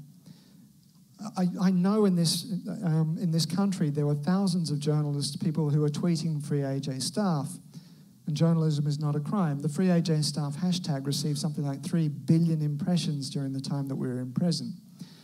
It wasn't just here, it was all over the world. CNN, BBC, and not just Al Jazeera. All of our colleagues in Australia, there was an extraordinary unity of purpose.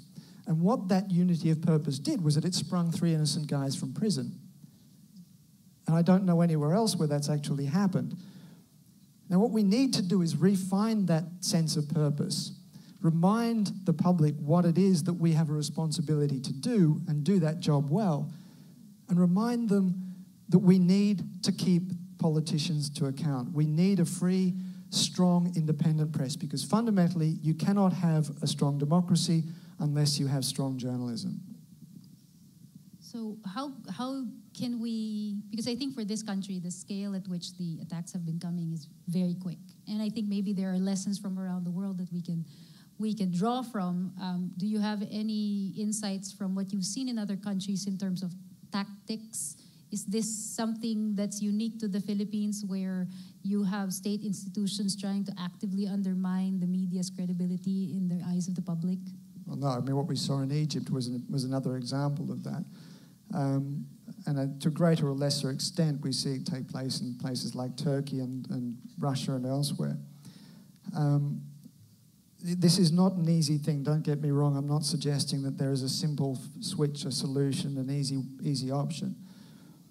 But I do think that there needs to be a kind of coming together of minds and a recognition that we all, as the media, as a journalist, and frankly, as a democracy, we've got an interest in holding together as a bloc, as a unified media industry, as a group of journalists, all pushing in the same direction. That's very difficult when we're all desperately scrabbling around to survive, when we're all trying to win clicks and eyeballs and advertising revenue.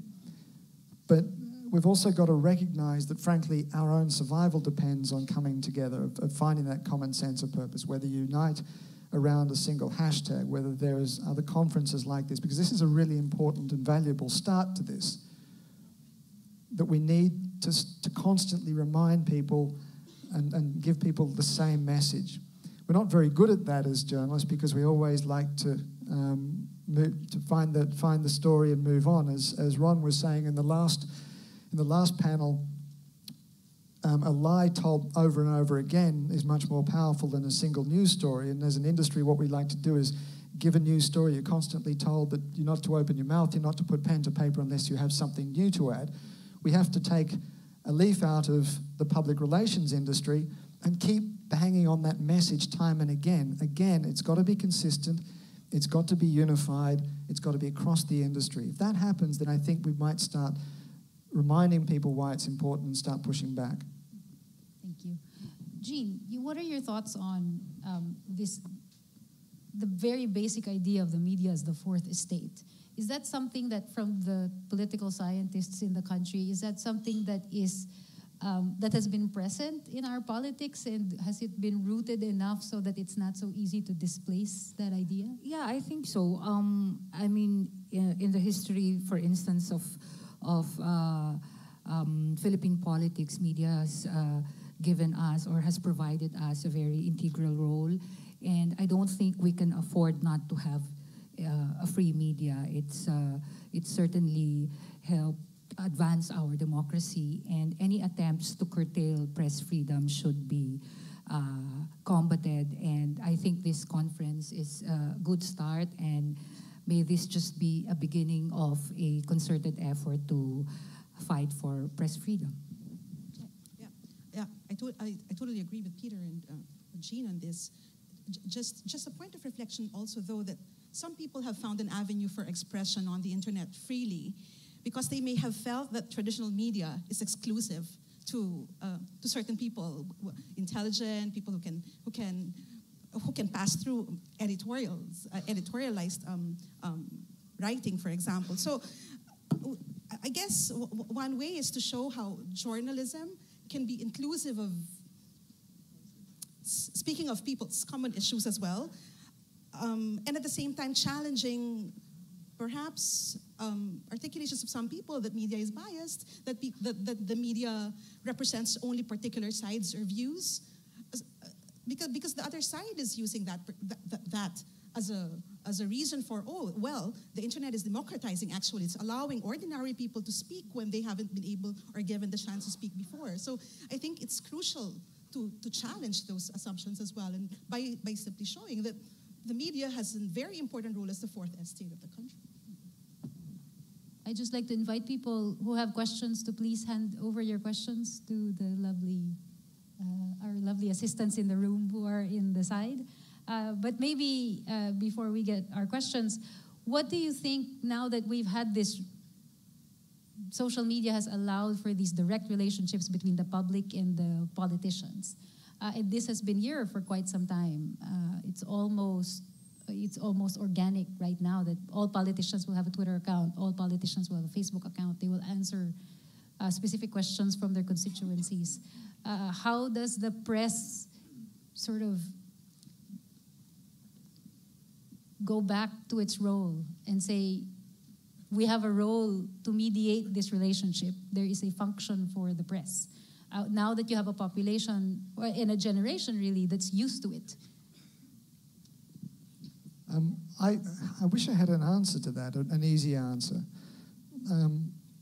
I don't think it's right, and I think what you were saying a moment ago is really true, that there is, that the internet, that social media has created a democracy of voices, and we did have this arrogant period when we as journalists kind of stood on our pulpits and handed down these sermons of information, and the public simply had to receive it, and there was very little feedback, and we do need to learn a degree of humility about that and learn to become a lot more responsive to news or to various voices that were otherwise shut out of mainstream media. I mean, there is a reason why social media has taken off, because it does have power. It does allow direct conversations that were never allowed before. But we also need to take heart from the recent uptick in subscriptions for news organizations like the New York Times and the Washington Post, particularly in the Trump era, as people are starting to look for anchors of information and analysis that they can trust, of sensible, solid, fact-based information. Because let's face it, facts are stubborn things. Whatever people talk about the sort of durability of lies, facts are fundamentally much more, they're stubborn things that you stub your toe on time and again. And I think it's, again, without wanting to sound too woolly about it, the fact is that if we can start to regain some of that professional integrity, start to step back a little bit from the desperate struggle for clicks, then and hold that line on professionalism, on analysis, on accuracy and integrity, then I think we might start to reclaim some of that ground. But I want to go back to what I was saying earlier. We're not going to do it unless we remind our audiences of why it is really important that they pay attention to that kind of work, and they make the distinction between fake and or cheap news or unreliable sources and those that they can really trust. Go ahead. Yeah. What's interesting, you were asking the question of what is due for us that politicians and people get connected via social media. I would say that this is precisely what we wanted when we were advancing e-governance and e-participation, right? Like, even in 2006, we wanted politicians, officials of government to have people to have direct access to these politicians and local government officials. And we wanted different kinds of ways to make the budget more transparent. I think it's really a question of intention. And of course, the tendency of the systems to get abused. So it's really tricky because we wanted this, except, not exactly what we have, but we aspired to have more connection between local government officials and the people. Okay, let me turn to now it just took the audience a while to get the questions in because they're essay type. No, they're fantastic questions. I want to make sure we try to cover as many of them as possible. Here's the first one. Would it be correct to say that polarization of society into political factions, in the case of the Philippines, Dutertards and Yellowtards and leftists, with all of the name-calling that's attached to that, the polarization of society into political factions has caused or is one of the causes of misinformation and disinformation? And does this misinformation and disinformation also amplify the existing polarization of the country? Jean, do you want to take a stab at that? I think to engage or to even believe in that binary DDS or yellow tards, it's a disservice to us Filipinos. We're just Filipinos. We're neither DDS or yellow tards, because if we engage in that binarism, then we're buying. It discourages us from saying the things we want just because we're afraid that we will be labeled as yellow tard. So I think we should not entertain those thoughts. Yes, we have to admit it has escalated into polarization, if some people would call it as such. But in a sense, if polarization is there, then it means that there's a venue for us to actually, talk about these things and express our views on what's happening. I mean, it's very difficult if we can no longer express our views on what's happening. Here's another question. Do you think that the willingness of the public to join the attack on the Fourth Estate indicates an impatience with democracy? We can't wait anymore. We need this fixed. It's a good question. I've got to underline the fact that I'm not a Filipino. I don't have no experience of the Philippines, so it's very difficult for me to draw any conclusions or say anything meaningful about the Philippine experience here. But there's no doubt, and again, we're going to sound a little bit like a broken record because the fundamental messages are always going to be the same. That the discontent with the media is real, and we've got to take responsibility for that and recognize what it means for us as journalists and academics. That doesn't mean that we should simply throw up our hands and say, well, there's nothing for us to be done. We just have to live with it and accept that we're all due to die. What we need to do is also recognize that we're in a period of transition at the moment. I don't think anybody really knows. I mean, 10 years ago, no one could have foretold the kind of world that we would find ourselves discussing today. And I think only a fool is going to pretend to know what it's going to look like in 5 years, much less 10 years' time. So we are in a period of transition, and that's one of the reasons why I think there's so much confusion and chaos and frustration with the way things are going. But we also need to recognize why people are frustrated, because they do feel shut out of the conversations, because they feel as though they're not hearing good information, because the media isn't able to deliver the kinds of analysis that they feel that they ought to be getting from us, all sorts of reasons. But what we need to start doing, I think, is to almost invert the question, rather than say, what's wrong with the system? We ought to be saying, okay, what is it that we want from the system, and how do we design the system to get us to that point? What do we require from the media in a functioning democracy? What do people want as consumers? And how do we create a system that will get us to that point?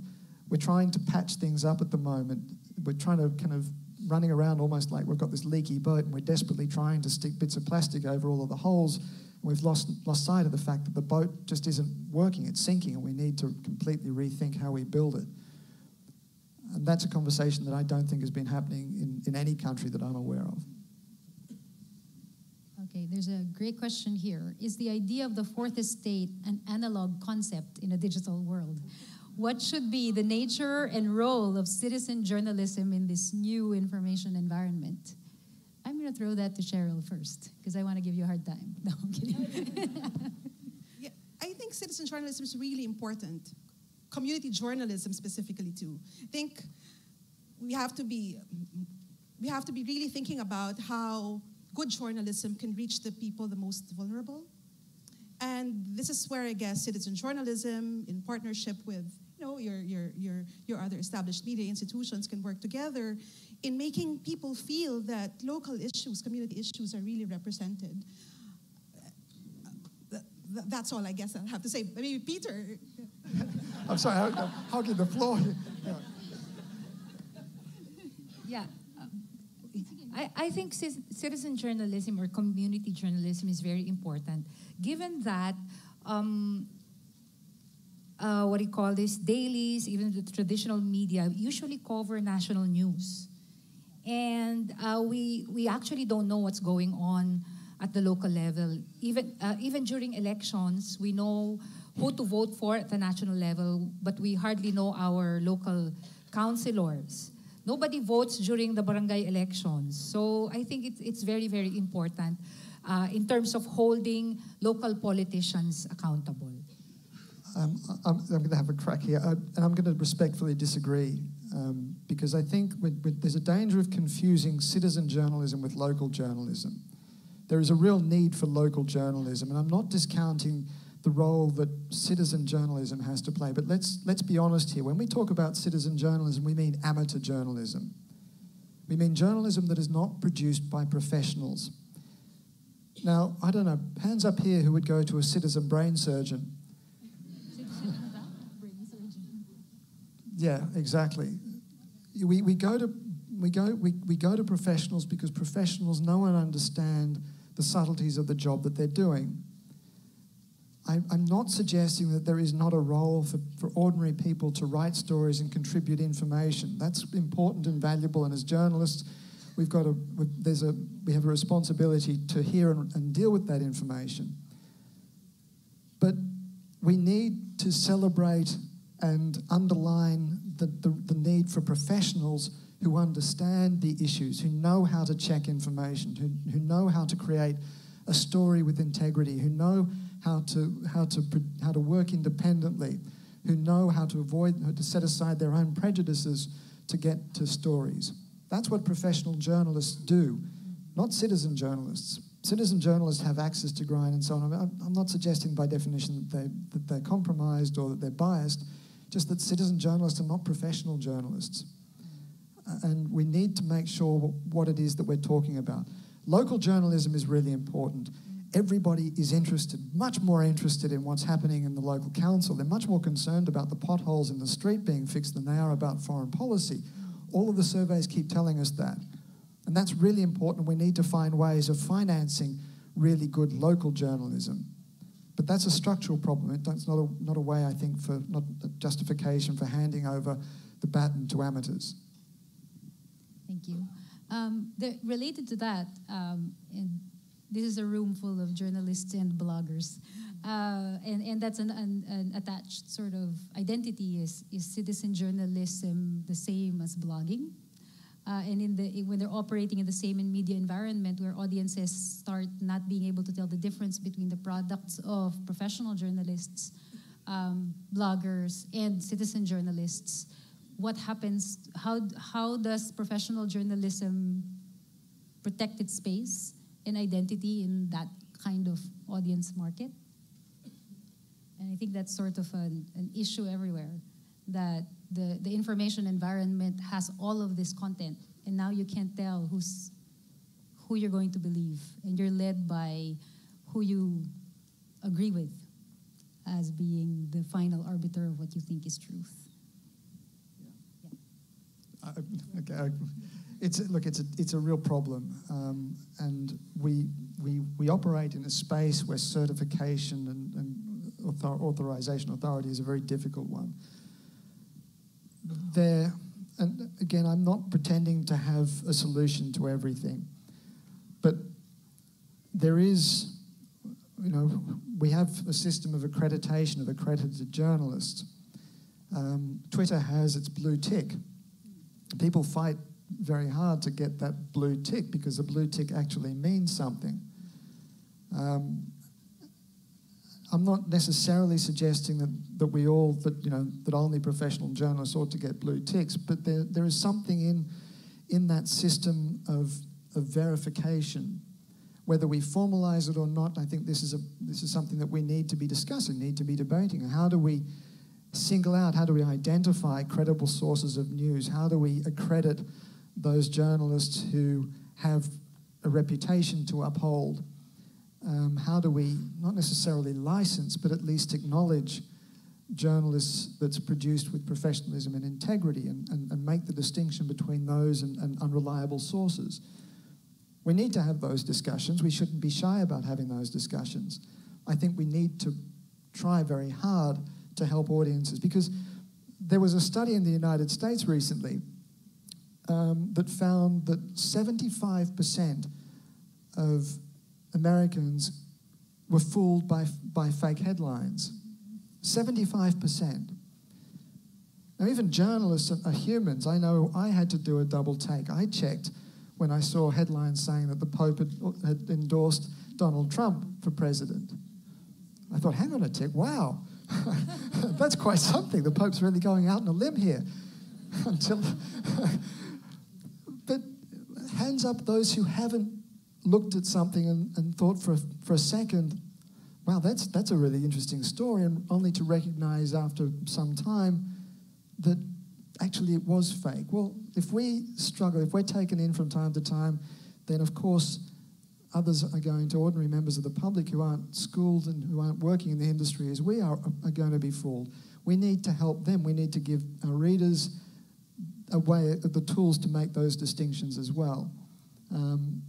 As I said, I'm not pretending to have easy solutions here, but I think that we need to have some focused discussions, put some real effort, some real research into finding ways of verifying credible sources. In relation to another question in relation to that, and specific to the local scene, is that where we have legitimate media organizations or news organizations in the Philippines that have established trust in the country over the years until very recently, and is now being attacked specifically as being the main purveyors of disinformation, and then other people or other sources of information are calling themselves the real media. How do we deal with, what are the dangers of that, where this is a specific example of how non-journalists or non-media entities are working to really undermine the credibility of the press in the Philippines?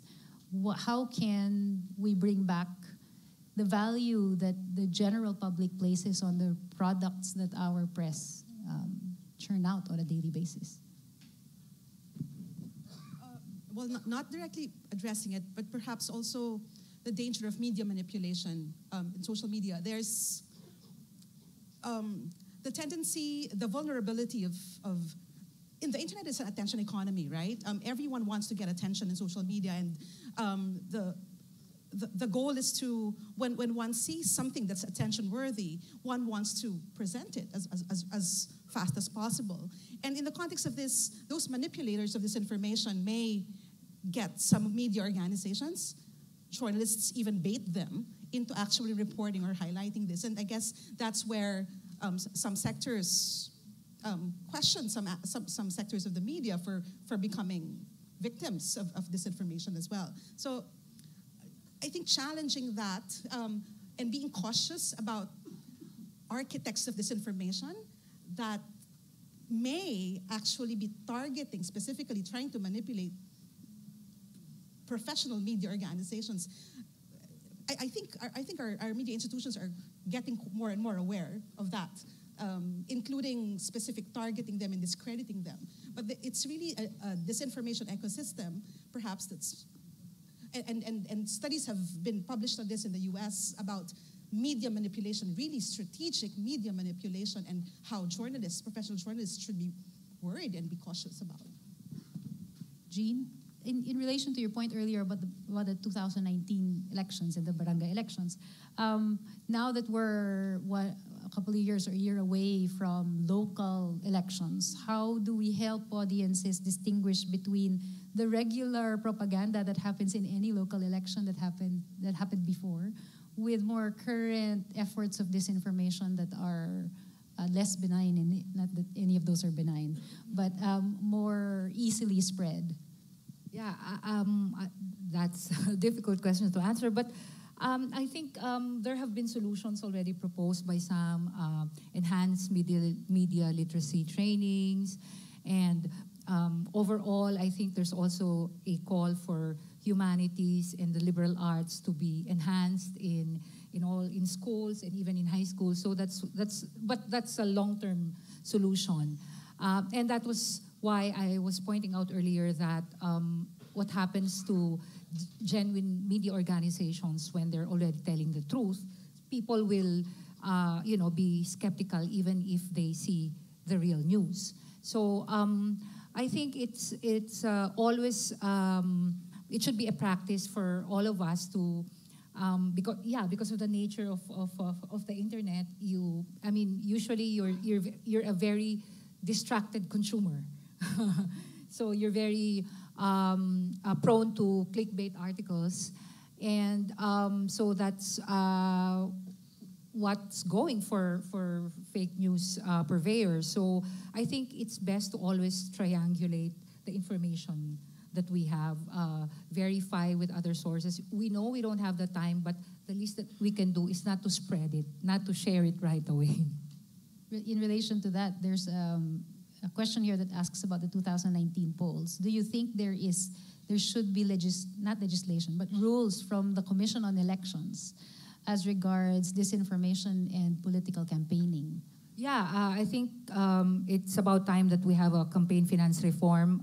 To be fair, it has been lobbied by a lot of civil society organizations a long time ago, even before the fake news issue came about. But nothing came out of it, mainly because it's very difficult to legislate these things, especially when politicians are the subjects and the objects of change. From the perspective of a practicing journalist, in an environment where journalism is under threat, like specific threats from state agents, which is happening here in the Philippines with much more veracity lately, can journalists really still be expected to be neutral, or is there an expectation of neutrality? Is that still the best way to go about this? Yeah, I think neutrality is a really important thing to hold on to, a really important ideal. And neutrality doesn't mean objective. We sometimes, I think, get trapped into this idea of objectivity, and we try and often sell the work that we do as objective. And that's only ever going to get us into trouble, because every single person in this room is going to walk away with a different perspective about what was said in this panel.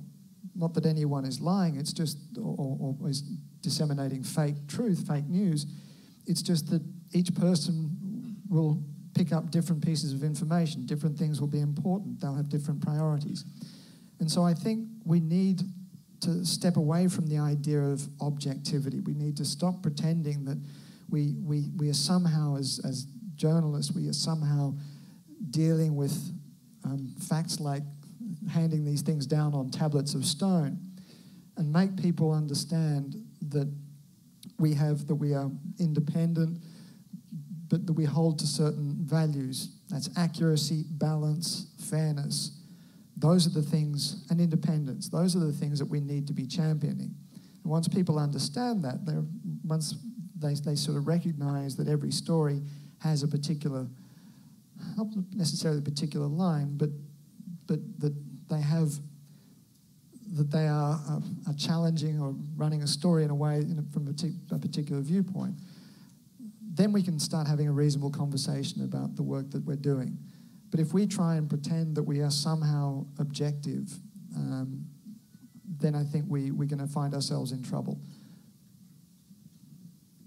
In relation to I'm sorry, I'm just going to have to apologize to the audience because I have many questions here. Clearly, we're going to run out of time, but I will try to get through a couple more. Specific to the current environment in the Philippines, there's a long question here specific to the Inquirer. The superstructure that supports disinformation or fake news, the internet and social media, is also eating into the fuel that fires up traditional media, ad revenue and circulation specifically. That has always been the vulnerability of Philippine media, arguably all media that's commercial in nature. That vulnerability is even more pronounced now, with even one of our top news outfits, Inquirer, feeling the pinch in ad revenue as its readers turn online for free content. In the Inquirer's case, that vulnerability has led to an ally of Duterte, allegedly, that's me editorializing, allegedly buying a majority stake in the paper. What are your thoughts on that? Where you have this vulnerability that's not really just on the audience side, but vulnerability of media from the commercial side of things, and how political movements can exacerbate that. There have been questions and suggestions for media organizations to think about alternative revenue generation mechanisms. Ads are crucial, and specifically sponsored ads, pushing them on Facebook.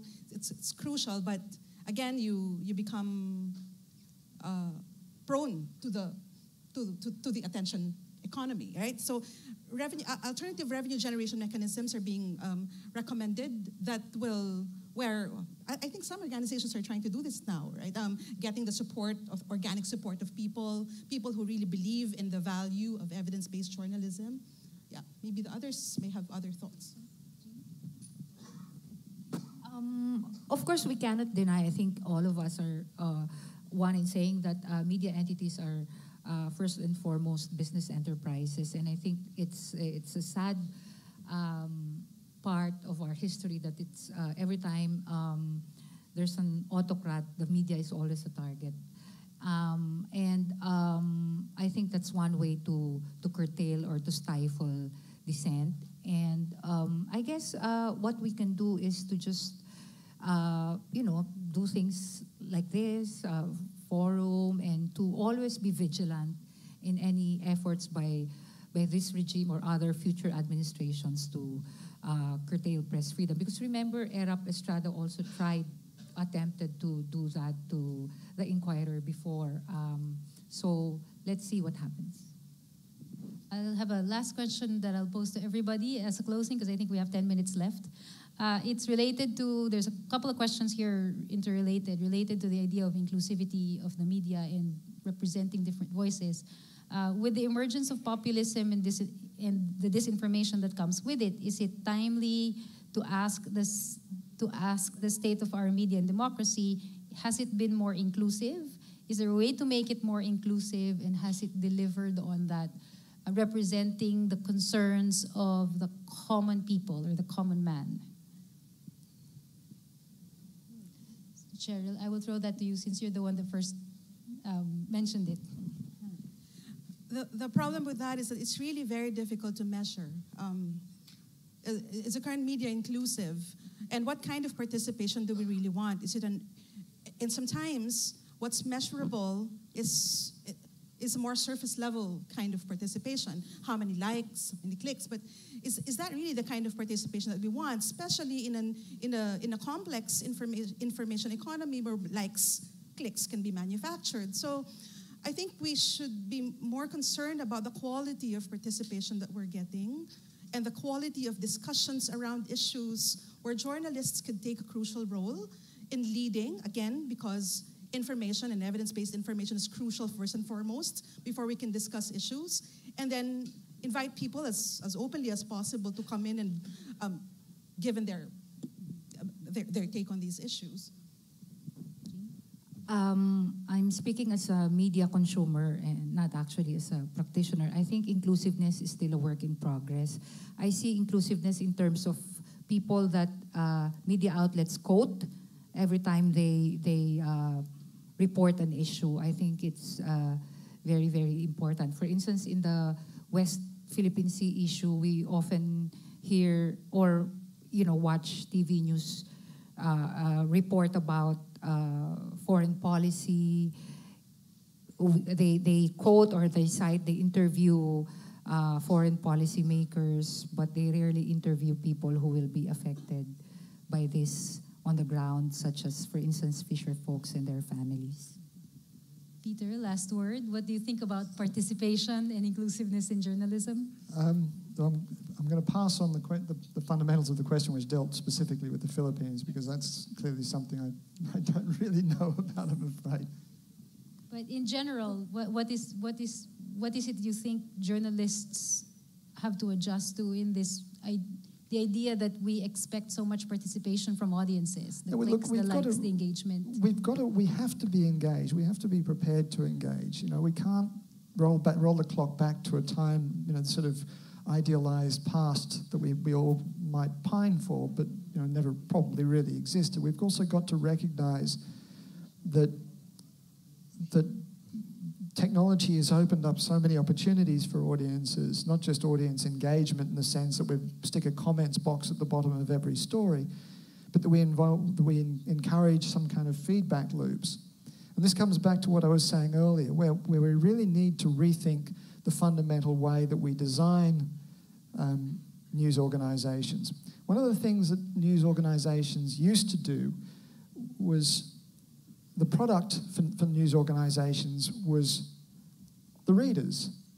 The way it worked was, if you think about it, the way it worked was that news organisations would sell readers to their advertisers. The readers were the product. That model is broken down now, and in a way probably for the better, because it forces us to actually be much more responsive to readers, to be more focused on what readers want and engaged with readers. But we need to rethink the design that creates a revenue model that supports that. Now again, I'm not a guy that has a lot of experience or knowledge or understanding of that, so I'm not going to try and pretend to have any solutions.